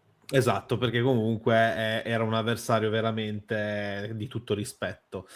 Questo uno. Per quanto riguarda il tavolino, si dice anche che ne avevamo parlato fuori live mesi fa, io e te, si dice anche che Custer aveva preso questo tavolino, se l'era messo in testa, l'ha messo in testa e aveva iniziato a correre proprio perché lo voleva lui. Per il Prato era un ragazzo di 26 anni, no? Quindi 25-26. Era un po' un giullare, però insomma ci poteva anche stare. Giusto mi hai ricordato questa cosa, il giorno dopo si vedranno ancora Lee e Grant, e poi entrambi torneranno a casa, abbandoneranno le proprie armate, e una divisione del quinto corpo d'armata al comando del generale Joshua Chamberlain, che era stato l'eroe del Little Round Top a Gettysburg, faranno il present arm alle varie truppi, vari reggimenti sudisti, che sfileranno davanti a loro a depositare le armi e le bandiere di guerra dei confederati, appunto per tributare l'onore comunque a questi soldati. E poi, che dire, anche il 17 aprile anche Johnston si incontra con Sherman, visto che ormai non c'era più speranza di unirsi con Lee, si era arreso, anche lui si arrende, e poi ci saranno altri incontri che vi dirò dopo, altri sviluppi di questo incontro tra Johnston e Sherman. Pian pianino poi tutte le altre armate, l'armata di Taylor in Alabama, Kirby Smith nel maggio e nel giugno del 65 si arrendono, e anche in Texas si arrendono per l'ultima battaglia, la battaglia di Palmito Ranch, vicino a Bronzeville, quindi vicino a Rio Grande, vicino al confine col Messico. C'è l'ultima grande vittoria dei sudisti, e dicendo tanto nessun nordista ha messo mai piede sul suolo texano. In realtà, se combattevano lì, c'era sicuro, avevano messo piede, però diciamo che non avevano mai invaso completamente il Texas.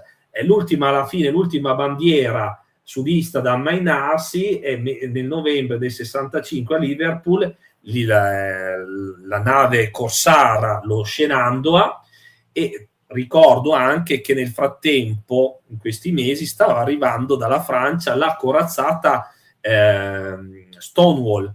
Finalmente dalla Francia erano riusciti i sudisti a far costruire questa corazzata, diciamo, d'alto mare che avrebbe dovuto eliminare il blocco navale nordista, solo che nel tragitto che stava arrivando vicino agli Stati Uniti la guerra era terminata. Però sarà un caso che l'ultima bandiera è quella della Marina Confederata, che nonostante tutto fino alla fine aveva combattuto. Ecco, qui andiamo al discorso. Dopo il 9 di aprile ci sono grandi festeggiamenti al nord. Lincoln, che era già stato i primi di aprile a Richmond, evacuata dai sudisti, poi torna a Washington e comincia a fare cosa? A preparare il dopoguerra, visto che ormai insomma era questione di tempo, i sudisti si sarebbero un po' alla volta arresi. E qual era il suo progetto? Il suo progetto non era una pace cartaginese, lui l'aveva già detto nel suo discorso di insediamento qualche settimana prima, senza malanimo per nessuno, con carità per tutti. Cioè lui voleva far rientrare il Sud pacificamente, cioè gli stati sudisti sarebbero tornati nell'Unione senza nessuna occupazione militare, perché questo andava anche contro la tesi sempre sostenuta da Lincoln, che cioè la secessione per lui non c'era mai stata, che erano stati solo dei rivoltosi. Per lui questi stati confederati erano stati sempre all'interno dell'Unione, per cui un'occupazione militare, come suggerivano tanti estremisti del Partito Repubblicano, anche dei ministri nel suo gabinetto, non avrebbe fatto altro che avvalorare, seppur solo moralmente, la tesi dei confederati, che appunto si sentivano una nazione a parte, una nazione sottomessa rispetto agli stati del nord, rispetto al governo federale.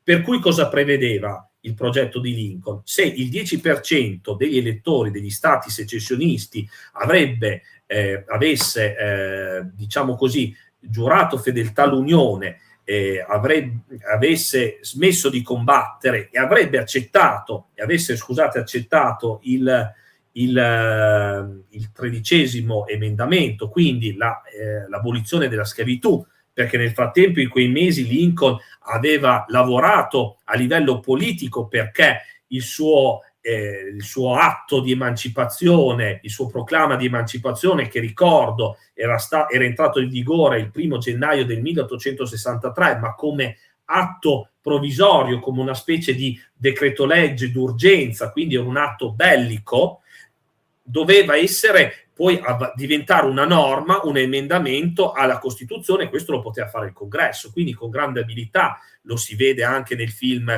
di Spielberg, Lincoln.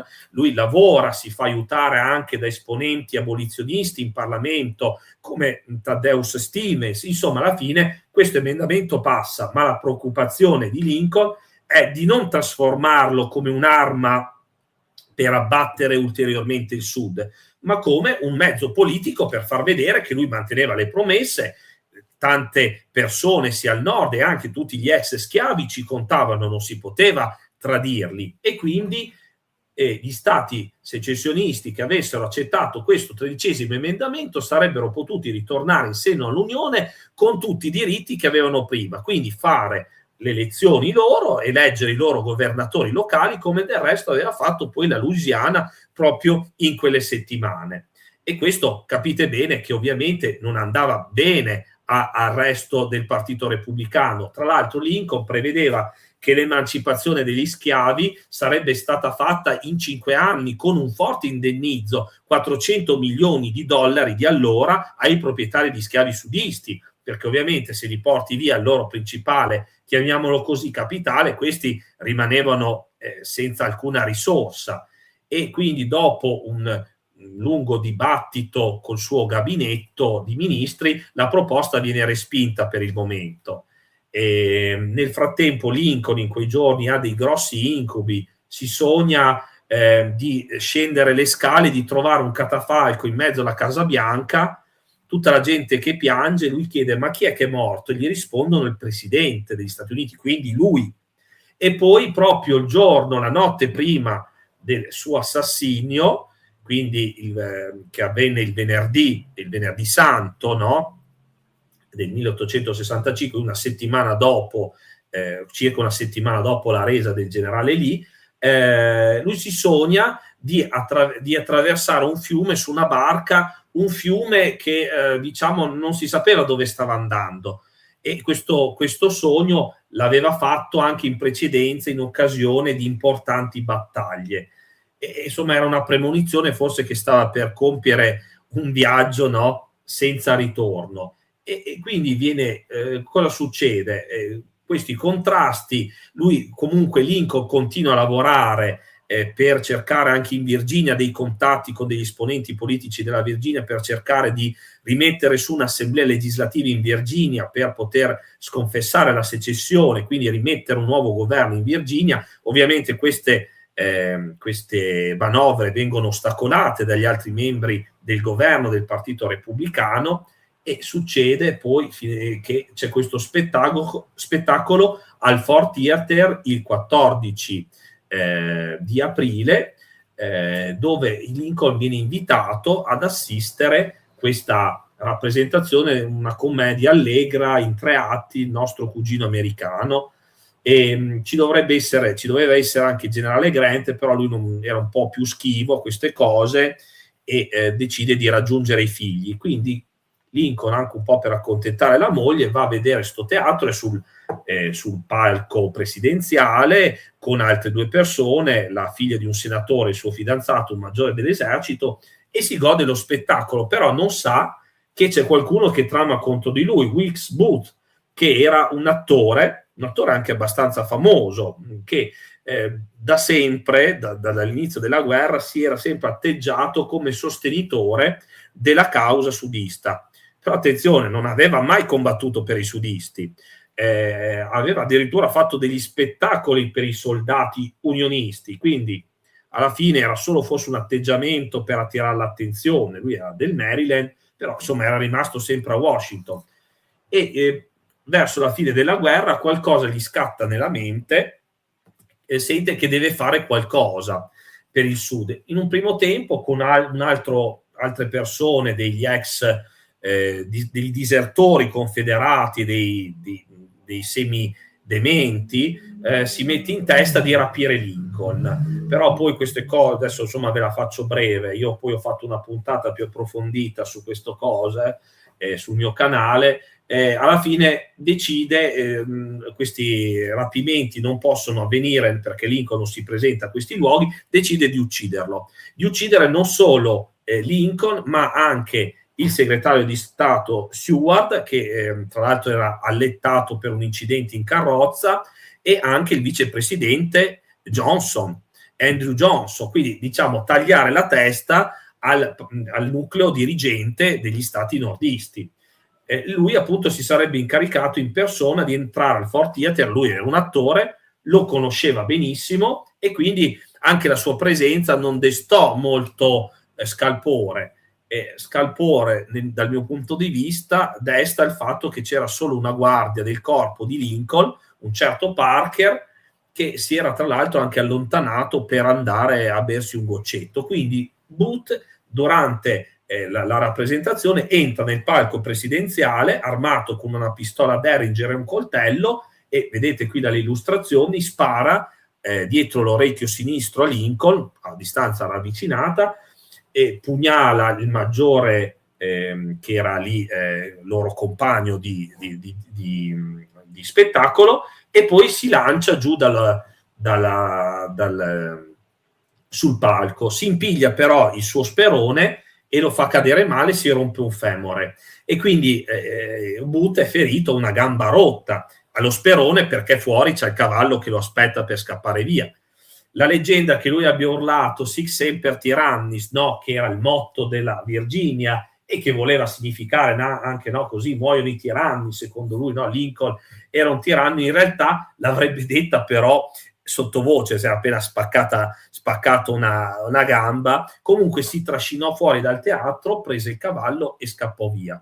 Poi avrebbe raggiunto una taverna poco fuori Washington della signora Mary Surratt, dove il figlio John Surratt, anche lui era uno dei congiurati, assieme a un altro congiurato Harold, un certo Harold che doveva assistere colui che doveva assassinare Seward, un certo Payne, un uomo forzuto che seminò il panico in casa Seward, però non riuscì a uccidere il segretario di Stato.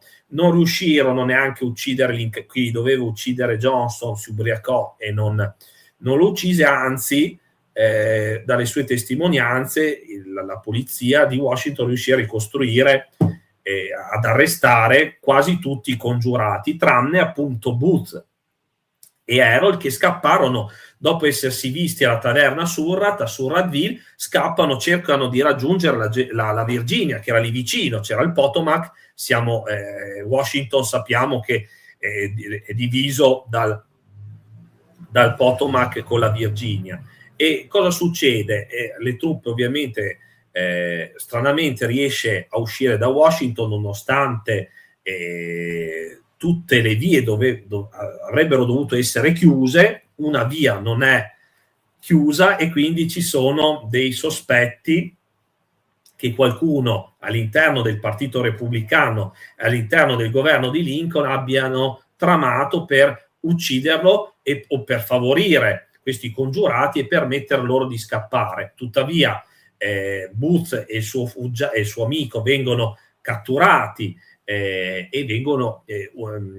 Booth non si vuole arrendere, viene ucciso da un colpo di fucile che pare che sia stato colpito da un sergente, un certo Corbett della cavalleria unionista, e qualcuno però dice che in realtà c'erano anche dei funzionari dei servizi segreti nordisti che volevano chiudere la bocca all'attore, all'assassino, che di fatto in tutta fretta verrà caricato su una corazzata fatta venire apposta e poi portato in un carcere del nord e seppellito non si sa dove, sotto il pavimento. Qualcuno dice perché forse non era Booth quello che era stato ucciso, qualcuno dice che c'era fretta di ucciderlo, di farlo scomparire perché non parlassero. Queste sono tutte delle illazioni, perché comunque c'erano gli altri complici che potevano raccontare. Ecco, da lì il segretario della guerra Stanton, che prende un po' le mani in mano la situazione, decide di scenare un grosso processo militare. Uno avrebbe detto processo civile, no, processo militare, proprio per tenere le informazioni al minimo, informare al minimo la popolazione, tenerlo in segretezza. Cercano gli unionisti di dimostrare che dietro questo complotto c'erano i vertici confederati. Nel frattempo c'erano appunto le trattative di Johnston con Sherman per la resa dell'armata del Tennessee. Sherman a un certo punto mostra il telegramma della morte di Lincoln, che morirà appunto dopo essere stato colpito la mattina dopo, a causa, non prenderà più conoscenza, no? E per vedere la reazione del generale Johnston, che è una reazione però genuina, di incredulità. Quindi lì si capisce che in realtà i vertici confederati non avevano niente a che fare, era stata questa banda di spostati di mente, di criminali che si erano accaniti su Lincoln e basta. E a maggio poi viene anche arrestato Jefferson Davis, verrà imprigionato a Fort Monroe per 2 anni senza alcuna accusa. Ecco, vediamo qui l'immagine, ma non c'era nessuna accusa nei loro confronti e infatti poi alla fine verrà, poveretto, liberato anche Davis. Morale della favola: vengono giustiziati, vengono impiccati 4 complici, Payne, Harold, Atzerold, che erano quelli che dovevano uccidere Johnson, e il vicepresidente, e anche Mary Surratt, che poveretta magari non sapeva nulla, era semplicemente la padrona di sta taverna dove si riunivano, che fu la prima donna giustiziata negli Stati Uniti. John Surratt, che forse veramente lui era il figlio di questa Mary, che forse lui veramente era una spia sudista che aveva portato durante la guerra delle informazioni al sud, riuscì a scappare e, udite udite, fu trovato nel 1870 fra gli zuavi pontifici, quando gli italiani entrarono a Roma. Fu estradato, fu processato e lui però fu giudicato dopo appunto alcuni anni innocente.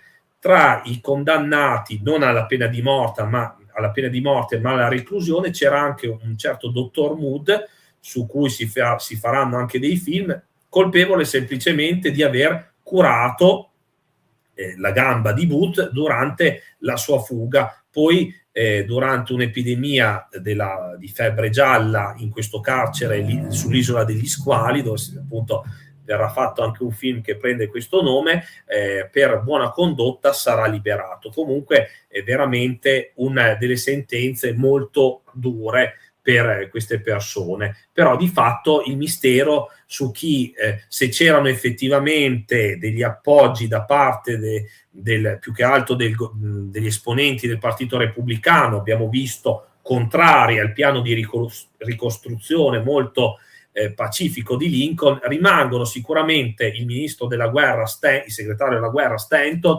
non fece tanto per proteggere Lincoln, però devo anche dire che fu il primo a pagare, si dovette dimettere perché appunto era responsabile della sicurezza del presidente e poi insomma era stato ucciso, quindi non poté far altro che dimettersi.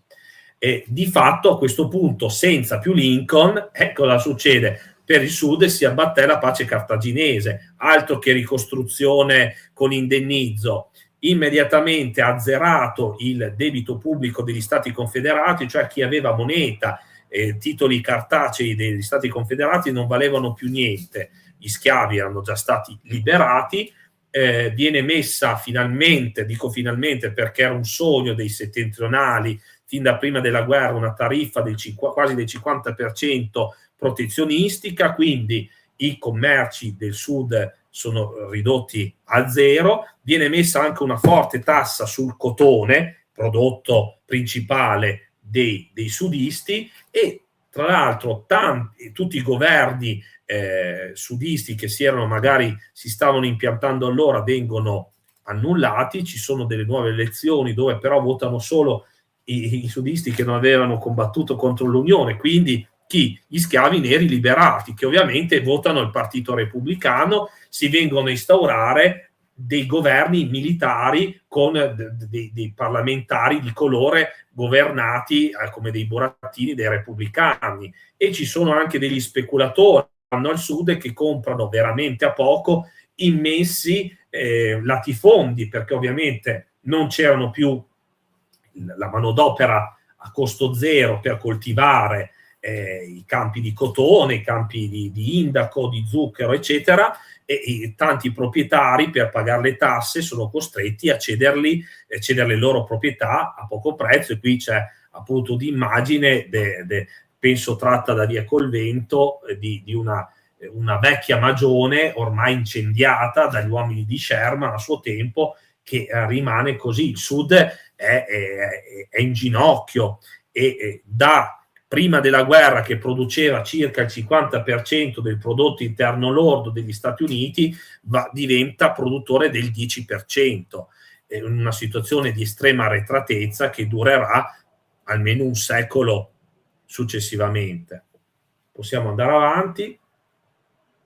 Ecco qui, quindi finisce questa storia della guerra civile con questa nazione degli stati settentrionali, una nazione moderna proiettata verso il futuro, che sostanzialmente conquistano, rendono il sud una specie di colonia, un immenso mercato, un'immensa fonte di produzione agricola per la loro industria, e quindi il mercato dell'industria settentrionale può balzare, insomma i banchieri finanzieri del nord possono veramente fare affari d'oro per i decenni a venire. Qui ricordo alcuni film che secondo me molto importanti. Abbiamo parlato di Hendersonville, qui c'è questo film degli anni 90 molto interessante che racconta appunto la vita dei prigionieri nordisti in questo terribile campo di prigionia. Poi abbiamo parlato dei guerriglieri, degli ultimi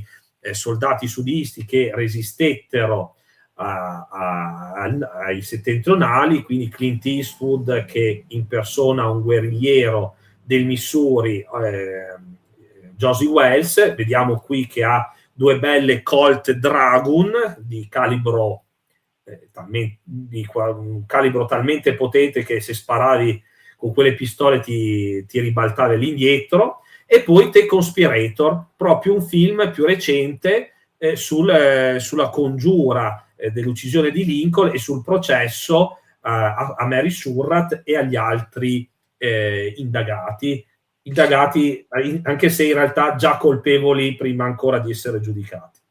Sì, io aggiungo ovviamente, dato che l'hai citato poc'anzi, Via col vento, perché ovviamente viene in qualche modo e con un budget anche forse minore per il tempo, diciamo messo in scena l'assedio e poi incendio di Atlanta, di cui abbiamo parlato oggi.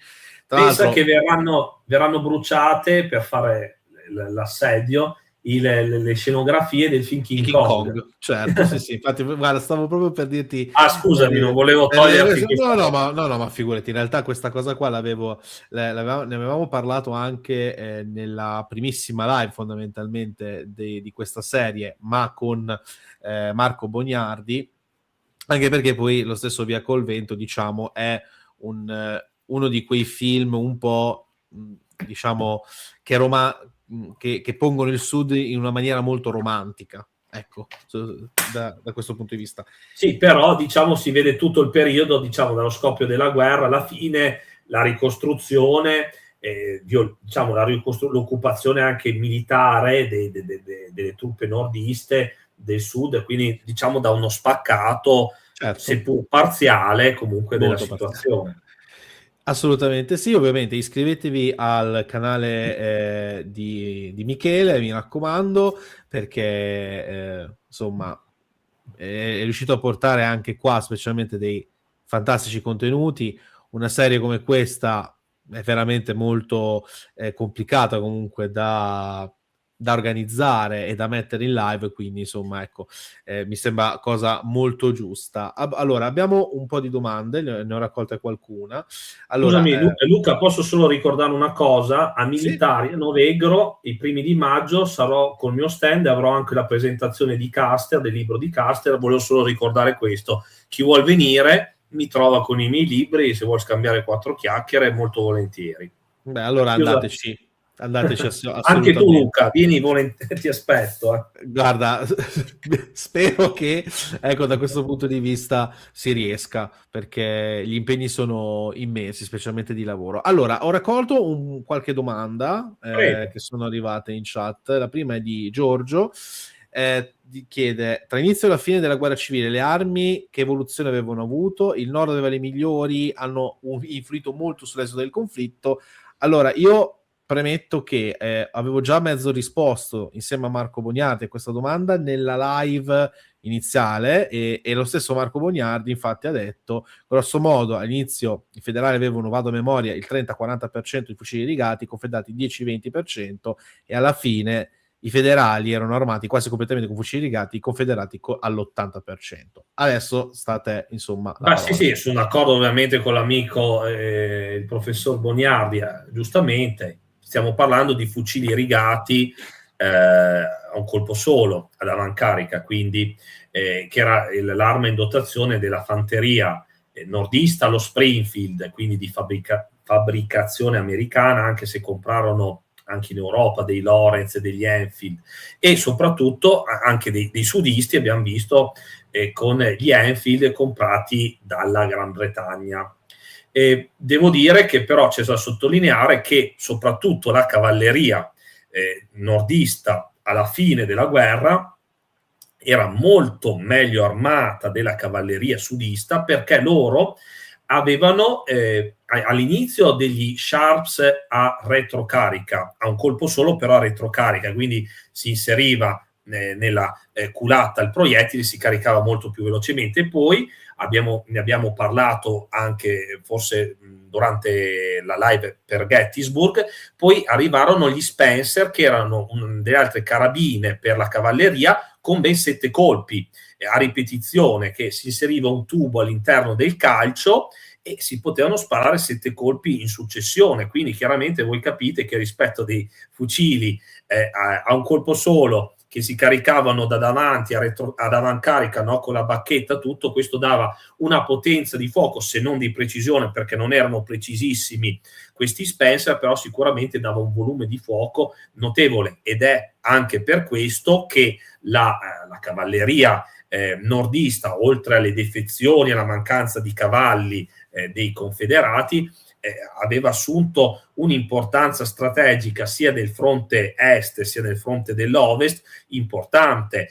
Arrivavano lì i soldati, i cavallerieri del nord su una determinata zona strategica, e con questi fucili, anche se erano in meno, come era avvenuto magari a Gettysburg o in altre situazioni, tenevano il campo anche ad Appomattox finché non arrivava la fanteria.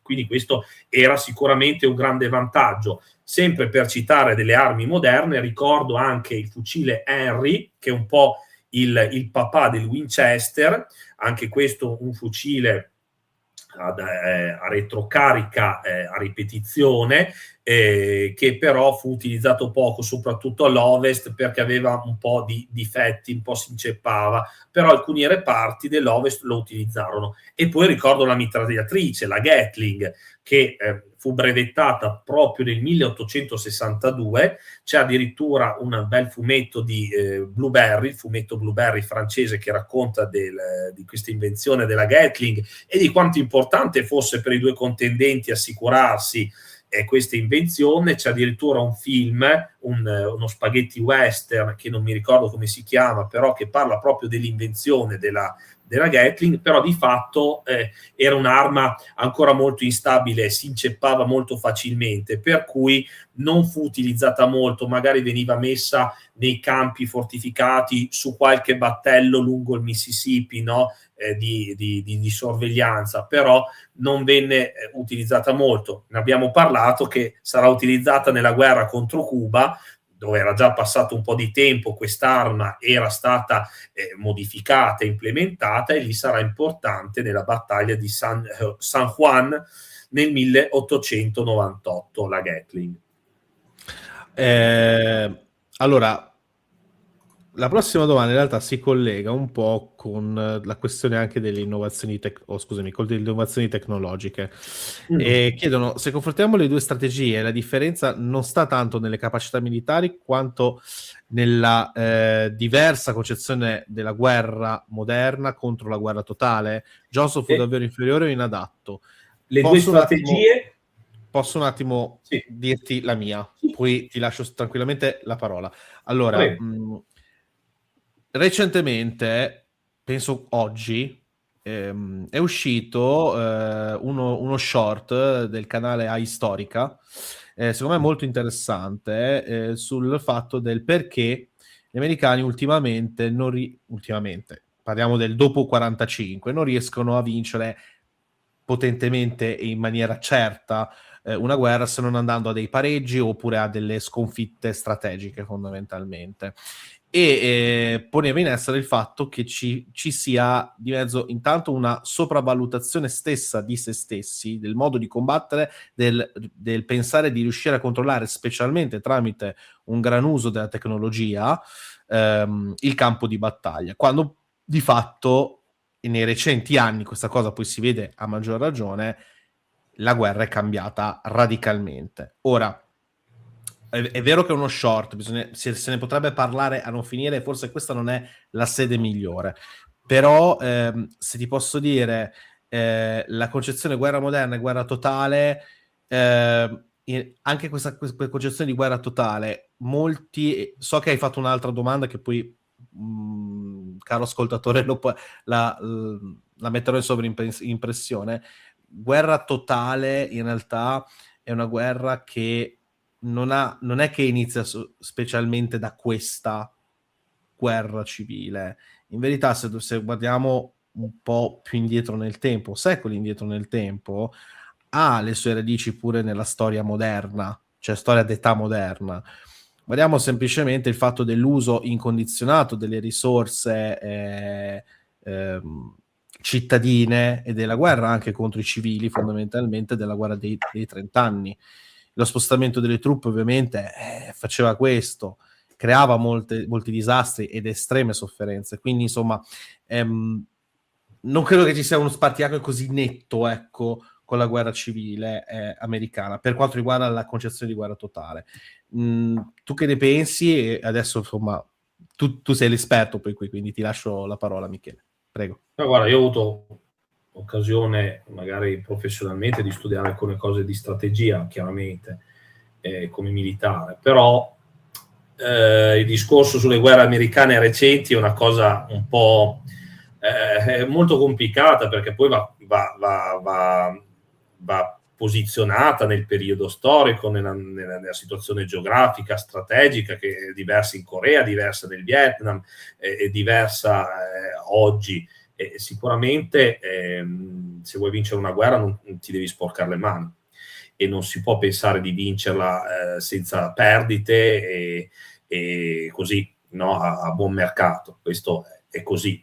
Alla fine, anche se hai le armi, come era, per riportarla sul discorso della guerra civile, anche se hai delle risorse industriali, delle risorse economiche, e che quindi le puoi mettere a disposizione di questa guerra, chiamiamola totale, perché utilizza tutte le risorse che uno ha, tutti i mezzi che uno ha per la distruzione definitiva del nemico. Comunque poi qualcuno che a prendersi le schioppettate ci deve andare, ok? E magari dall'altra parte trovi qualcuno che te le dà anche le schioppettate. Quindi secondo me questo è il problema. Le democrazie vogliono, certo tipo di democrazie vogliono fare la guerra senza sporcarsi le mani. Purtroppo non è possibile. Poi le ragioni, giusto o sbagliato fare la guerra, non voglio entrare in questo, però è un dato che purtroppo non si può pensare di fare delle guerre impegnandosi poco. Se decidi di fare una guerra, devi mettere in conto che ci vuole l'impiego anche della fanteria, di altre cose.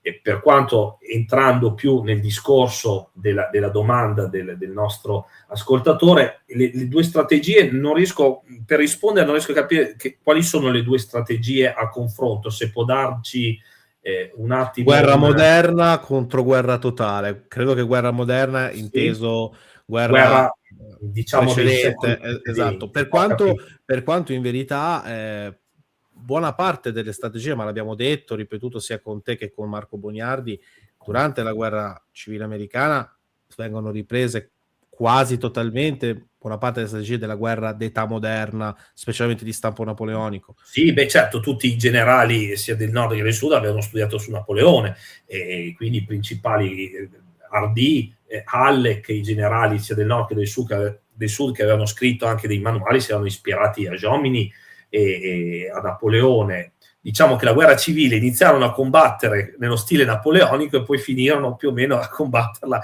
con lo stile un po' più della prima guerra mondiale. Dovettero cambiare un po' in corsa. E io devo dire però che Johnston, secondo me, non fu inferiore. Io forse non volevo dare l'idea che fosse un generale, Joseph Johnston, un generale inferiore rispetto a Lee. Lui, secondo me, con le risorse che aveva, col terreno che aveva fatto una strategia intelligente, cioè, come vi avevo detto prima, lui doveva guadagnare del tempo, quindi poteva cedere un po' di spazio, però la sua armata rimaneva intatta e anzi logorava sempre di più quella del nemico, che avanzava sempre di più avanzava, più Sherman allungava le sue linee di rifornimento, vulnerabili alla cavalleria sudista, doveva lasciare indietro dei soldati a presidiare la ferrovia, no? E quindi aveva, mentre Johnston, è vero, si avvicinava ad Atlanta, però Atlanta era molto ben fortificata, e quindi alla fine lui aveva fatto una strategia temporeggiatrice che peraltro era resistito fino a quando non l'ebbero rimosso. Siamo alla metà di luglio, lì era già da un mese davanti a Richmond. Come ho detto prima, comunque la distanza era minore, quella percorsa da lì per indietreggiare a sud. Aveva di fronte un Grant e non uno Sherman, quindi un combattente più deciso, più astuto. Però io Johnston non lo criticherei minimamente, anzi io dico che se fosse, certo coi secco in mano non si fa la storia, però se fosse rimasto Johnston al comando dell'armata del Tennessee davanti a Atlanta, seppur davanti a Atlanta, secondo me avrebbe potuto fare quello che ha fatto lì a Richmond, cioè resistere diversi mesi e magari, chi lo sa, le elezioni di novembre del 64 forse sarebbero andate diversamente. Ecco, quindi io non mi sento di criticarlo più di tanto Johnston, forse avrebbe potuto fare qualche puntata in più offensiva, sì, però c'è da dire anche che era difficile far arrivare anche dei rinforzi dalle Caroline che erano impegnate con gli sbarchi navali, era difficile farle arrivare anche dal Trans-Mississippi, dal Mississippi, perché il Mississippi era controllato, questa linea, dai nordisti, quindi era difficile portare di là delle truppe per cercare magari di riequilibrare le forze e portare un contrattacco. Johnston sperava di trovare un momento in cui magari trovare un'armata, un corpo d'armata isolato di Sherman e colpirlo. Questa è la sua strategia e non mi sento di criticarla più di tanto. Poi comandare è difficile comandare 10 uomini come è capitato a me, è difficile, figuriamoci comandarne 70.000 con un nemico davanti, quindi non mi permetto di dare dei giudizi sferzanti su Johnston, un po' di più magari li do su Hood, perché è palese continuare ad attaccare a sprombattuto faccia a faccia con delle fortificazioni nemiche è stato veramente la rovina del Sud. Ecco qua era l'altra domanda appunto dell'ascoltatore, appunto rotture delle regole, nascita della guerra moderna contro i civili. Purtroppo, come hai detto tu, i civili già erano stati anche negli anni precedenti, però diciamo che diventa forse, ecco, nella guerra civile con Sherman, ma anche come ho detto prima con Sheridan nella valle dello Shenandoah in Virginia, diventa una cosa più sistematica, cioè viene fatta proprio per demoralizzare i civili, demoralizzare i combattenti e raccattare risorse per impoverire ulteriormente questo territorio che veniva, dopo che avevano preso le risorse, i nordisti bruciavano tutto, distruggevano le case, insomma non ci rimaneva niente, sembravano delle cavallette, quindi era proprio una cosa studiata per rendere i combattenti del sud, farli arrendere, insomma, fargli cedere, farli disertare, farli abbandonare la lotta. Allora, ti chiedono, perché non avevano ben capito, la data più che altra. La perché... data deve essere il 9 e il 10 di maggio, se non sbaglio. 9-10 maggio, perfetto. Quindi segnatevi 9-10 maggio a Militare di Novegro. Allora, per quanto riguarda ultime due domande, l'ultima me la tengo per me, che ti farò io. Qual era il trattamento appunto dei civili?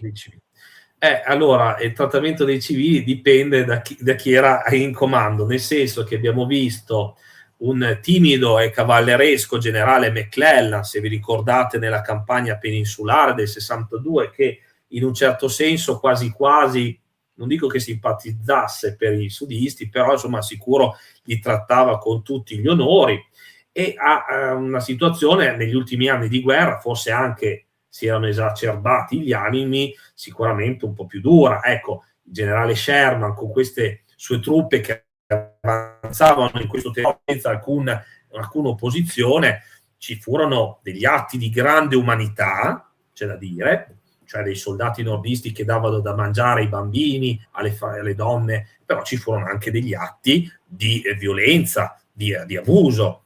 E Grant, anche lui, pur essendo una persona tendenzialmente abbastanza magnanima, aveva preso dei provvedimenti duri, appunto aveva chiesto a Sheridan di distruggere completamente la valle dello Shenandoah, che era una valle ricchissima, bruciando tutto. Nella valle dello Shenandoah, se passavano i corvi, si dovevano portare dietro lo zainetto con i rifornimenti. Questa era la frase, perché non ci doveva essere niente. Quindi chiaramente questo non è che si rifletteva solo sulle armate confederate, era un provvedimento che influiva anche sui civili. Vogliamo parlare anche delle distruzioni dei medicinali, di considerare certi medicinali come si dice, merci di contrabbando. Questa era forse anche una cosa inumana. E ricordo poi anche che Grant stesso, a un certo punto della guerra, diciamo, diede disposizione di smettere con gli scambi fra prigionieri. Prima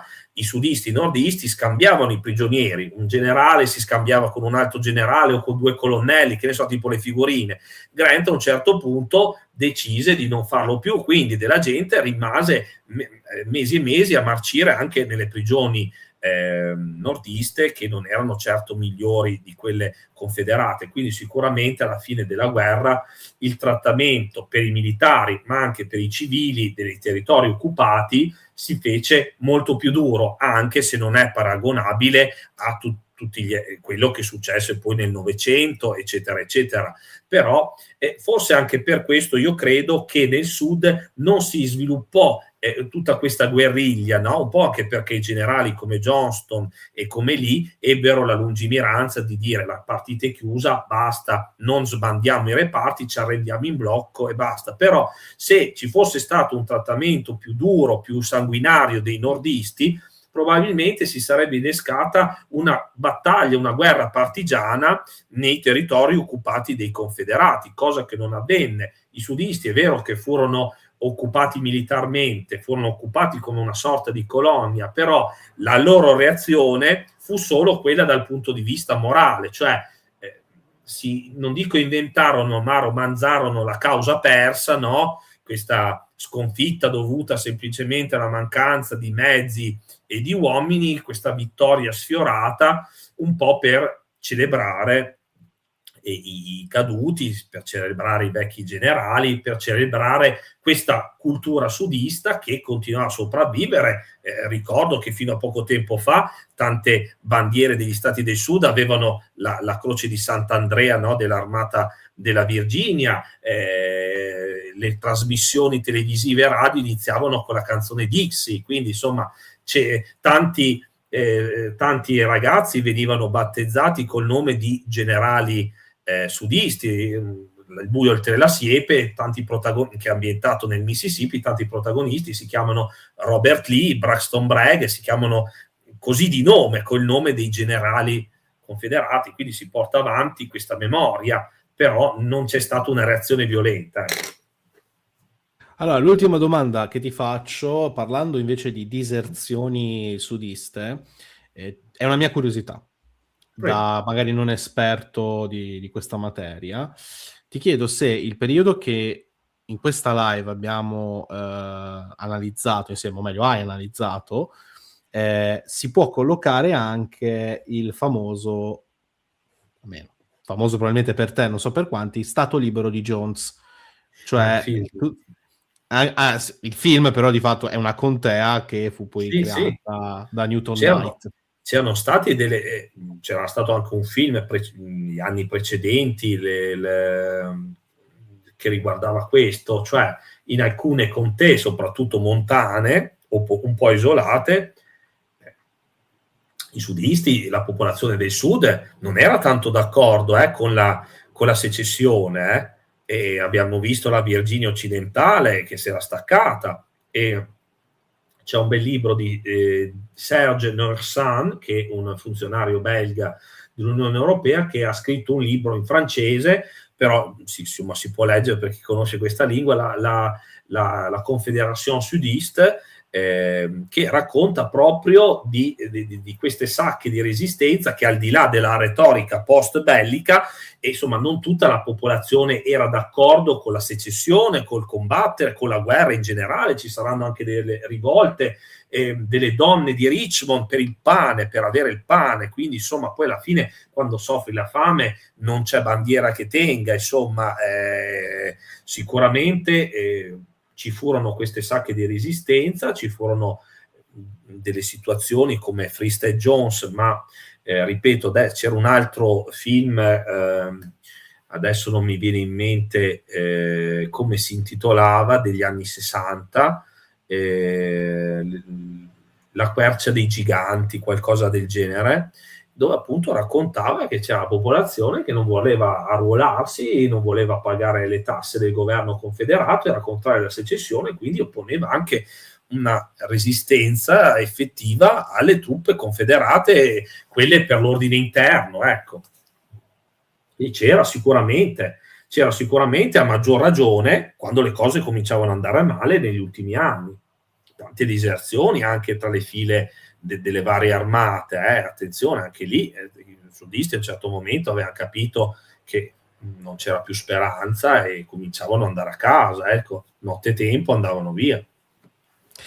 Benissimo, allora, live infinita, no. Abbiamo fatto di peggio. Abbiamo fatto molto di peggio, esatto, però direi che di concludere qui questa lunga cavalcata per la guerra civile americana, guerra di secessione che dir si voglia. Io vi ringrazio ovviamente intanto per la grande attesa e per anche la fiducia. Ringrazio ovviamente Michele Angelini che come sempre su la storia degli Stati Uniti insomma è preparatissimo e fa sempre delle disamine veramente molto peculiari e ulteriormente approfondite nel suo canale, quindi iscrivetevi al canale di Michele, la corte storica di Nicolò. A questo punto noi ci vediamo a una prossima live che sarà tra 5 giorni, mercoledì 15, e poi per quanto riguarda aprile concludo qui perché appunto devo un attimo piano piano ecco anch'io calibrare, sono un po' un diesel, anche se insomma di questi tempi dire che sono un diesel non è il massimo dato le vicissitudini allo stretto di Hormuz. E a questo punto io vi ringrazio di nuovo Michele e ci vediamo alla prossima live ancora qui su Paresia. Ciao a tutti e grazie Michele. Ciao, grazie.